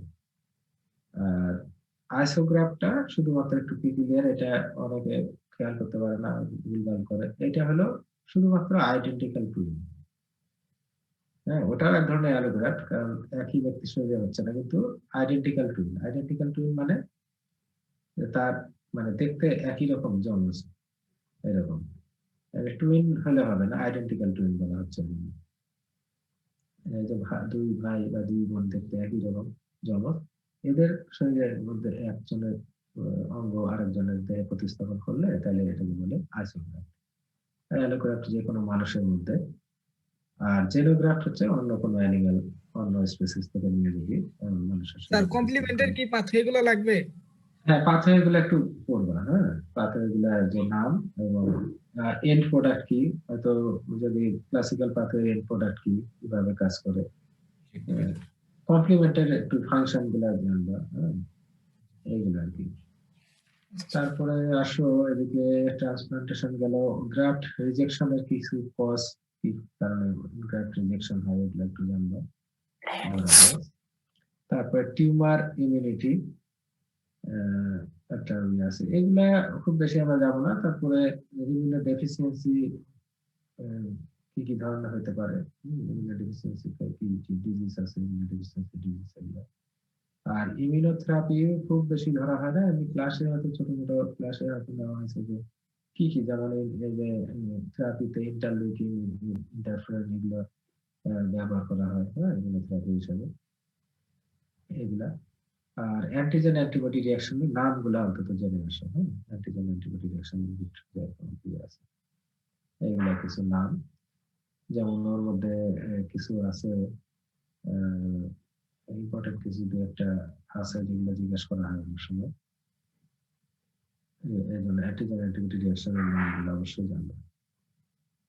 আর ইমিউনোলজি মোটামুটি আমি তোমাদের কার্ডে যে আইটেম গুলো আছে এইগুলাই একটু ওভারলুক করলাম, এগুলোর উপরে একটু দেখলাম যে কি কি আছে। এর বাইরে স্যার অ্যান্টিজেন অ্যান্টিবডি রিঅ্যাকশন কি করতে হবে? অ্যান্টিজেন অ্যান্টিবডি রিঅ্যাকশন, জি স্যার। রিঅ্যাকশনের নামগুলো জানে আসো, যে এই অ্যান্টিজেন অ্যান্টিবডি রিঅ্যাকশনের কি কি আছে, হ্যাঁ, নামগুলো জানে আসো। ল্যাবরেটরিতে কি কি এই ধরনের স্যার, reaction ইমিউন করা দরকার। হ্যাঁ, বলো। ইমিউন ডেফিসিট ডিসঅর্ডার গুলো ধরে স্যার, ইমিউনোলজি কি? Immune deficiency disorder. না, অত এগুলোর ভিতরে অত যাওয়া হয় না। আমি মূলত এই যে তোমার ইমিউনিটি থেকে প্রথমেই তোমার বেশি ধরা হয় যে একদম প্রথম বেসিক, যেমন কি কি আছে, একটা ইনেট ইমিউনিটি, একটা অ্যাকোয়ার্ড ইমিউনিটি, তাই না? এগুলো আবার আলাদা নাম আছে, ইনেট বা ইনবর্ন, আর ওদিকে অ্যাকোয়ার্ড, ওটা আবার ক্লাসিফাই করতে বলে। ক্লাসিফাইটা অবশ্যই করবা এবং এক্সাম্পল সহ। এইগুলা ধরতে ধরতে তোমার অনেক সময় চলে যায়। হ্যাঁ, ইমিউনোলজির মধ্যে ওই ওই জায়গাতেই অনেক কিছু, যেমন তোমার ইনেট ইমিউনিটির মধ্যে অনেক ফ্যাক্টর আছে, তাই না? অ্যানাটমিক্যাল, কেমিক্যাল, তারপর তোমার কি বলবো, যে ওখানে যে ক্লাসিফাই করলে অনেকগুলো ওখানে টার্ম আসবে, তো ওইগুলা বলতে বলতে পারলে অনেকটাই হয়ে যায়। হ্যাঁ, ইমিউনোলজি ক্লাসিফিকেশনটা ভালো করে করো। তোমার ইনেট ইমিউনিটি আর অ্যাকোয়ার্ড ইমিউনিটিতে আবার সাবডিভিশন আছে, যেমন তোমার আর্টিফিশিয়াল, হচ্ছে তোমার অ্যাক্টিভ প্যাসিভ। অ্যাক্টিভ প্যাসিভ হলে অ্যাক্টিভ, ন্যাচারাল, অ্যাক্টিভ, আর্টিফিশিয়াল, এইভাবে আবার ভাগ আছে, প্যাসিভ আবার প্যাসিভ, ন্যাচারাল, প্যাসিভ, আর্টিফিশিয়াল। এখন ওইখানে দেখা যাবে যে এক্সাম্পল সহ বলতে পারলে ভালো। অনেক সময় বলা হয় না যে একটা ভ্যাকসিন বা রেডিমেড ইমিউনোগ্লোবিউলিন, এটা কার মধ্যে পড়বে, বা কোলোস্ট্রাম, মাদার ব্রেস্ট মিল্ক, এটাও তো একটা ইমিউনিটি দান করতেছে, তাই না? তাহলে ওইটা ন্যাচারাল, কিন্তু কি হলো, অ্যাক্টিভ হলো না, প্যাসিভ হলো, তাই না? তো এইরকম এইভাবে তুমি পড়ার সময় এক্সাম্পল সহ পড়বা। তারপরে ধরো একটা ভালো অ্যান্টিজেনের ক্রাইটেরিয়া কি, একটা অ্যান্টিজেন যখন পড়বা, অ্যান্টিজেন কি, অ্যান্টিজেনের সংজ্ঞা, সময় অ্যান্টিজেনে কি থাকতে হবে, ফরেননেস থাকতে পারে, কেমিক্যাল কমপ্লেক্সিটি থাকতে হবে, তাই না? অ্যান্টিজেনটা প্রোটিন ভালো অ্যান্টিজেন না পলিস্যাকারাইড ভালো অ্যান্টিজেন, এরকম ভাবে কিছু প্রশ্ন করা হয়। তারপরে তোমার হ্যাপটেন তো আসলে কি, হ্যাপটেন নিজে কোনো অ্যান্টিজেন ইমিউনোজেনিক রিঅ্যাকশন করে না, কিন্তু যদি এরা লো মলিকুলার ওয়েট, যদি হাই মলিকুলার ওয়েট কোনো প্রোটিন বা যেটা ক্যারিয়ার প্রোটিন বলে এর সাথে যুক্ত হয়, তখন এটা অ্যান্টিজেন হিসেবে কাজ করতে পারে, তাই না? তো এইরকম ভিতরে খুঁটিনাটি জিনিসগুলা প্রথম দিকে যেগুলো আছে ওগুলোই করবো আমাদের, এই আর কি। তাহলে দেখো আর কি বাদ গেল কিনা কোনো, ইমিউনোলজিতে মোটামুটি এগুলোই আলোচনা করলাম, যেগুলো করা হয়।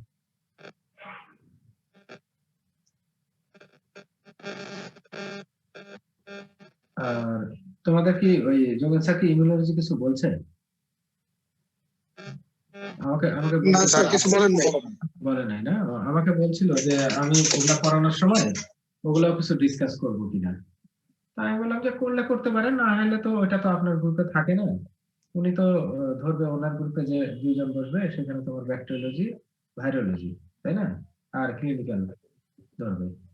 তো যেহেতু আমার বোর্ডে, ওই জন্য আমি বললাম যে আপনি ইচ্ছা নিলে নিতে পারেন, না হলে আমি যেগুলো মোটামুটি ধরা হয় বা আমি ধরি বা আমার সাথে যে থাকে সেগুলো আমি ডিসকাস করবো।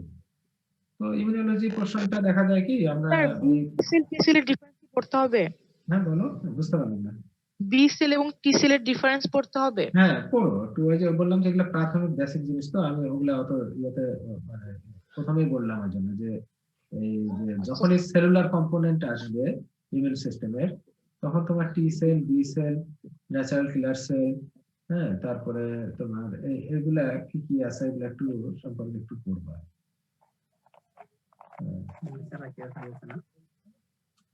এইগুলাই মোটামুটি না, ঠিক আছে। আর তো ডিসকাশনে কিছু দেখি না, মোটামুটি এগুলাই। তোমাদের কোনো জানার থাকলে জিজ্ঞেস করতে পারো, নাহলে আমি শেষ করবো। স্যার হ্যাঁ বলো। স্যার ওই যে বোর্ড 2 এর স্যার ভাইবাটা শুরু হচ্ছে স্যার প্যারাসাইট দিয়ে শুরু হয় না স্যার ইমিউনোলজি দিয়ে? এরা বেশিরভাগ প্যারাসাইটোলজি দিয়ে, আমি নেই তো দেখি যে আমার সাথে যে থাকে প্যারাসাইটোলজি দিয়ে শুরু করি। হ্যাঁ এখন এটা বলা মুশকিল, তো কোনো এক্সামিনার হয়তো মনে করে যে তার একটু ওইদিকে চোখ বেশি, সে হয়তো আমি ওটাই বলতে হবে। তো সাধারণত প্যারাসাইটোলজি দিয়েই শুরু করি, আমি অন্তত করি। কারণ কি তাতে একটু মানে যে পরীক্ষা দিতে আসে তার হঠাৎ করে একটু তাকে ধাতস্থ করার জন্য আমি সাধারণত প্যারাসাইটোলজি ধরি। কারণ দেখা যায় প্যারাসাইটোলজিটা অনেকেই বেশ মোটামুটি একটু গোছায় পড়ে আসে, কারণ এখানে একটা অর্গানিজম নিয়ে কথা, তো অর্গানিজমটা সম্পর্কে 2-4 কথা সে বলার মতো রেডি হয়ে আসে। ইমিউনোলজিতে ওই যে বললাম যে পড়লে অবশ্যই ইমিউনোলজি কাকে বলে, অ্যান্টিজেন, অ্যান্টিবডি, হ্যাঁ, এই কমপ্লিমেন্ট, এইগুলা অবশ্যই করে আসবা। হাইপার সেন্সিটিভিটি, অটোইমিউনিটি, এইগুলা যেন মিস না হয়, এই জিনিসগুলা সম্পর্কে ভালো করে ধারণা নিয়ে আসবে। স্যার স্যার হ্যাঁ বলো। টেবিলে কোন স্যার ওই যে প্যারাসাইটের অথবা ওই যে এই কলমের তরফ এগুলো থাকে দেওয়া থাকে কিনা ইনস্ট্রুমেন্ট, ওটা থাকলে আরো ভালো, না থাকলেই তো ভালো, দেখে চিনতে পারলে সুবিধা হয়। তা আমি তো দেখি যে অনেক সময় দেওয়া থাকে, থাকে না, ওটা ওটা দরকার।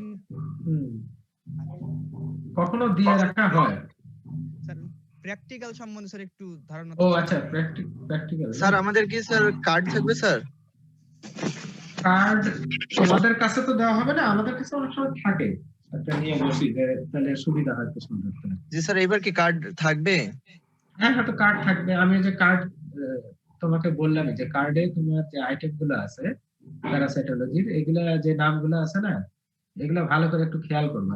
কারণ এইভাবে এমনই একটা প্রশ্ন করে যে কমন 5টা প্যারাসাইটের নাম বলো, তাই কেউ বলতে পারে না। কার্ডটা তো দেখে আসলে কার্ডে তো প্যারাসাইট গুলো নামই দেওয়া আছে, তাই না? তারপরে তোমার এই যে প্যারাসাইটে এরকম প্রশ্ন করা হয় যে 5টা প্রোটোজোয়াল ডিজিজ নাম বলো, 5টা প্রোটোজোয়ার নাম বলো। কেউ খালি মানে খুঁজে বেড়ায়। তাহলে কার্ডটা কিন্তু তুমি নিজেও যদি একটু দেখে রাখো ভালো করে, দেখি কি আইটেম দিছিল, ওখানে কিন্তু নামগুলো আছে, দেখবে যে ওইগুলা থেকেই ধরা হয় বেশি।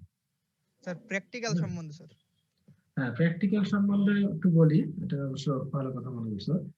প্র্যাকটিক্যালে তোমাদের যে ওই 2টা স্লাইড দেওয়া হয়, নন স্যালাইড ওই তোমার একটা হয়তো গ্রাম স্ট্যান্ড করা আর একটা হয়তো ইয়া থাকে তোমার অ্যাসিড ফাস স্ট্যান্ড করা, তাই না? হুম তো দুটা স্লাইড দেয়, ওই স্লাইড দুটা তোমার দেখে কি থাকলো পজিটিভ ফাইন্ডিংস গুলা ছবি আঁকতে হয়, একটু লিখতে হয়। আর দেওয়া থাকে তোমার যে ইউরিন টেস্ট থাকে, ইউরিনের হিট কোঅ্যাবলিশন টেস্ট থাকে, তারপরে তোমার বেনেডিক্ট টেস্ট থাকে, তাই না?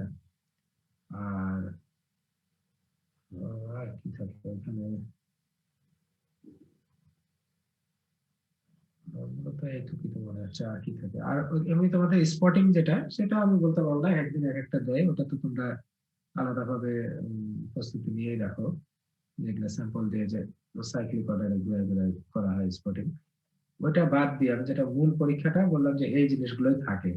তো ওইখানে তোমরা অনেকে যেটা ইয়া করো, যে ভুল করো, সেটা হলো কি যে ছবিটার মধ্যে অপ্রাসঙ্গিক জিনিস দাও, প্রয়োজনীয় জিনিসগুলাই দেও না। তো সেই জন্য ছবিটা হয়তো হবে একটু, যদি তুমি পজিটিভ ফাইন্ডিং যা পাবা তাই দিবা, না থাকলে দিবা না, অসুবিধা নেই। কিন্তু এক্সট্রা জিনিস দেওয়ার দরকার নাই, একদম একই রকম সবাই দেখাদেখি করে পড়ো। সেটা না করে কারো যদি গ্রাম পজিটিভ পক্কায় পেয়ে থাকো তুমি তাই দাও। এবং এটার সাথে অনেক সময় অনেকে প্রশ্ন করলে বলতে পারে না, যেমন শুধু কক্কায় এঁকে রাখছে আর কিছু আঁকে নেই, তখন এক্সামিনার জিজ্ঞাসা করলো যে এটা কি স্যাম্পল থেকে স্ট্যান্ড করছো নাকি কালচার মিডিয়া থেকে ইয়া স্ট্যান্ড করছো, স্মেয়ার করছো আর কি স্লাইডে। এখন তোমরা তোমাদের ধারণা কি যে আমাদেরকে তো এগুলা রেডি করে দিছে, তো আমরা কি বলবো, কিন্তু বিষয়টা হলো পরীক্ষা, এখানে তোমাকে দিছে সবকিছু করে, সেটা অন্য ব্যাপার। কিন্তু তোমার তো ওই সম্পর্কে একটু প্রশ্ন করলে এরকম ধারণা থাকতে হবে যে কি উত্তর করতে হবে। তো তুমি যদি শুধু সেল এঁকে রাখো, তাহলে তোমার একটা কমন সেন্সে বলা উচিত যে স্যার এটা আমি কালচার থেকে পেয়েছি।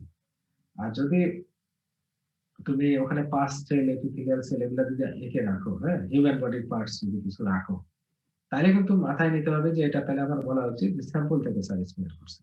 হ্যাঁ, তো এগুলা হলো ভালো অ্যান্সারিং করতে পারলে, তো প্র্যাকটিক্যালে ভালো মার্ক পাওয়া যায়। তুমি আঁকছো, আঁকার সাথে তুমি সেই রকম যুক্তি দেখাইতে পারতেছো না, তাহলে কেমন হলো না? তো আমি এই জন্য প্র্যাকটিক্যাল সম্পর্কে এগুলো একটু বলি সবসময়, পরীক্ষা নেওয়ার সময় বলি যে তুমি যদি এরকম আঁকো তাহলে তোমার তো এটা বলা উচিত ছিল। তারপরে তুমি ওই স্লাইড গুলা কিন্তু আমরা ওয়াইল ইমার্শন লেন্সে দেখি, তাহলে ওয়াইল ইমার্শন লেন্সে দেখলে তো ওখানে তেল থাকা উচিত, তোমরা কিন্তু তেলও লাগাই রাখো না, ওই স্লাইড গুলো ওরকমই শুকনা রাখছো, আঁকে এটাকে বসে আছে, নিজেরা তো দেখোই নাই। আর যদি দেখেও থাকো তবু ওই যে তেল টেল দাম নেই, তাহলে এটা উচিত না। এটা উচিত যে ওই স্লাইড যে দুটা দেওয়া হয় ওগুলো অয়েল ইমার্শন লেন্সে যেহেতু দেখতে হবে, ওগুলোতে তেল থাকতে হবে। তুমি সময় পেলে দেখো, এবং দেখাই উচিত, কারণ তুমি যা দেখবা তাই তো ওখানে আঁকবে। তো এটা অন্তত পরীক্ষার মতোই দাও। তো সবাই বেশিরভাগ ক্ষেত্রে এই যে মানে গতানুগতিক হয়ে আসতেছে, বড় ভাইরা কি শিখাই গেছে তোমাদেরকে, ওই যে সবাই একই রকম লিখে রাখো, এতে করে মার্কটা ভালো পাও না তোমার প্র্যাকটিক্যাল। তো প্র্যাকটিক্যাল কিছুই না, প্র্যাকটিক্যাল তুমি যা করছো ওই রিলেটেডই কিছু প্রশ্ন করা হয়, এবং ওই যে ওই অনুযায়ী কিছু কাজ যদি তুমি করে থাকো তাহলে এমনি পরীক্ষা আমাদের সহজ হয়ে যায় নেওয়া। হ্যাঁ, যাই যদি দেখি যে স্লাইড গুলোতে তেল রাখছে, এটা বুঝছে, স্টুডেন্টটা বুঝছে যে এটা তো অয়েল ভার্সনে করা লাগে, তাহলে তেল, তাহলে আমি কি খুশি হলাম এখানে। তাহলে তোমার আঁকা ছবির অনুযায়ী যে তুমি উত্তর করতে পারো। তারপরে তোমার এই যে ইউনিট টেস্টে কি হয় যে পাস সেল কতটা, 2 থেকে 5টা পার হাই পাওয়ার ফিল্ড, এই কথাটা লেখা হয় এইচপিএফ। এইভাবে লেখা হয়, কেন লেখা হয়, হাই পাওয়ার ফিল্ড কাকে বলে, লো পাওয়ার ফিল্ড কাকে বলে, এইগুলার উত্তর দিতে পারে না।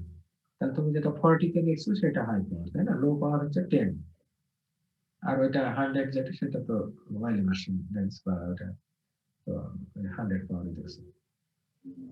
এই প্র্যাকটিক্যাল সম্পর্কে কিছু খুঁটিনাটি জিনিসগুলা একটু মাথায় রাখতে হবে, যে আমি কি কাজ করছি সেই কাজের অনুযায়ী উত্তর করতে হবে। আর আরেকটা হলো যে ওই রিলেটেড কিছু প্রশ্ন করা হয় যে পার্সেল বেশি থাকলে ইউরিনে কি হতে পারে, ইউরিনে একটা ইনফেকশন আছে, তাহলে এটাকে কি ধরনের ইনফেকশন হতে পারে, তাহলে এই শুধু কি পার্সেল দেখে আমরা বলবো না আরো কিছু করা যায়? তখন কেউ আর বলতে পারে না, তখন অনেক সময় কেউ বলে যে স্যার এটা ইউরিনটা কালচার করতে হবে। ঠিক আছে, কালচার করো, কালচার করে যদি গ্রোথ আসে তাহলে আমরা বলতে পারি যে ইউরিনে কনফার্ম ভাবে বলতে পারি যে হ্যাঁ ইউরিনে এটা ইনফেকশন আছে, এখন এটা ইউনাইটেড ট্র্যাক্ট ইনফেকশন। এখন এটা তো আর আমরা জানি না যে কোন জায়গায় হয়েছে, ইউরেথ্রা থেকে উপরে যদি কিডনির মধ্যে হয়, যদি তার কি বলে এটাকে ক্যালিক্সের মধ্যে হয় তাহলে পাইলোনেফ্রাইটিস বলে, ইউরেথ্রাইটিস ইউরেথ্রাই হলে ইউরেথ্রাইটিস বলে। এরকম ইউরিনারি ট্র্যাক্ট ইনফেকশনে তো বিভিন্ন নাম আছে, তাই না? তো এই ধরনের প্রশ্নগুলাই সাধারণত করা হয়। তারপর ধরো যে তুমি বেনেডিক্ট টেস্ট করছো, এখানে যদি বলে যে সবাই একদম দেখা গেল ব্রিক রেড কালার করে রাখছে, ধাপে ধাপে কিন্তু কালার চেঞ্জ হয়। যদি কম থাকে তাহলে প্রথমে ছিল ব্লু, ছিল ব্লু থেকে গ্রিন, গ্রিন থেকে ইয়েলো, ইয়েলো থেকে অরেঞ্জ, অরেঞ্জ থেকে তারপর ব্রিক রেড কালার যায়। তাহলে এটা আমরা 1+2+3+4+ দিয়ে আমরা মেনশন করি, তাই না, যে গ্লুকোজের পরিমাণটা কি বেশি কিনা, ওখানে ইউরিনে কত বেশি গ্লুকোজ ছিল। তাহলে এটা দিয়ে কি আমরা ডায়াবেটিস বলতে পারবো? এখানে তো আমরা রিডিউসিং সাবস্টেন্সের কথা বলি, আমরা গ্লুকোজও বলি না, রিডিউসিং সাবস্টেন্স প্রেজেন্ট টেস্ট করে। তাহলে নন সুগার রিডিউসিং সাবস্টেন্স কি কি আছে এগুলোর নাম জিজ্ঞেস করা হয়। ভিটামিন সি, অ্যাসকর্বিক অ্যাসিড যেটা, বা অন্য কিছু থাকতে পারে। এরকম তারপরে তোমার করার জন্য আর কি করতে পারি, তখন বলতে হবে সেটা যে আমরা ওই ব্লাডের গ্লুকোজটা দেখতে পারি। তারপরে আরো কি কি টেস্ট আছে সেগুলোর নাম বলবো, আরো গ্লুকোজ টলারেন্স টেস্ট এগুলোর নাম বলবো। তারপর তোমরা যদি প্রোটিনের ক্ষেত্রে আসি ইউরিনে, তাহলে প্রোটিন ইউরিয়ার কস্ট জানতে চাইতে পারে। হ্যাঁ, প্রোটিন আছে কিনা, তাহলে প্রোটিন টেস্ট করছিলে কিভাবে, হিট করছিলে, কোন জায়গায় হিট করছিলে, হ্যাঁ কিভাবে ধরছিলে, এগুলো প্র্যাকটিক্যালি জিজ্ঞেস করে। তারপরে তোমার ওই যে একটা ক্লাউডি অ্যাপিয়ারেন্স আসলো, মানে অপাসিটি ডেভেলপ করলে ইউরিনের ওখানে যে প্রোটিন আছে, এটা আসলে প্রোটিন না অন্য কোনো জিনিস দেওয়া হতে পারে, ফসফেট থাকতে পারে। তাহলে তোমরা আবার একটা জিনিস করো না, অ্যাসিটিক অ্যাসিড দিয়ে ওইটা ইয়া করো, তো মানে আরো হিট করো, তাহলে যদি আবার ফসফেট থাকে তাহলে ওটা ডিসঅ্যাপিয়ার করে দেবে। হ্যাঁ, তো তাহলে এইভাবে তোমরা চিন্তা করবা যে প্র্যাকটিক্যাল রিলেটেডই প্রশ্ন করা হয়। কি কাজ করতেছো সেটা সম্পর্কে একটু ভালো ধারণা নিয়ে তোমার কাজ করতে হবে, ঠিক আছে? তো ঠিক আছে, তোমরা মোটামুটি এইটুকু থাক।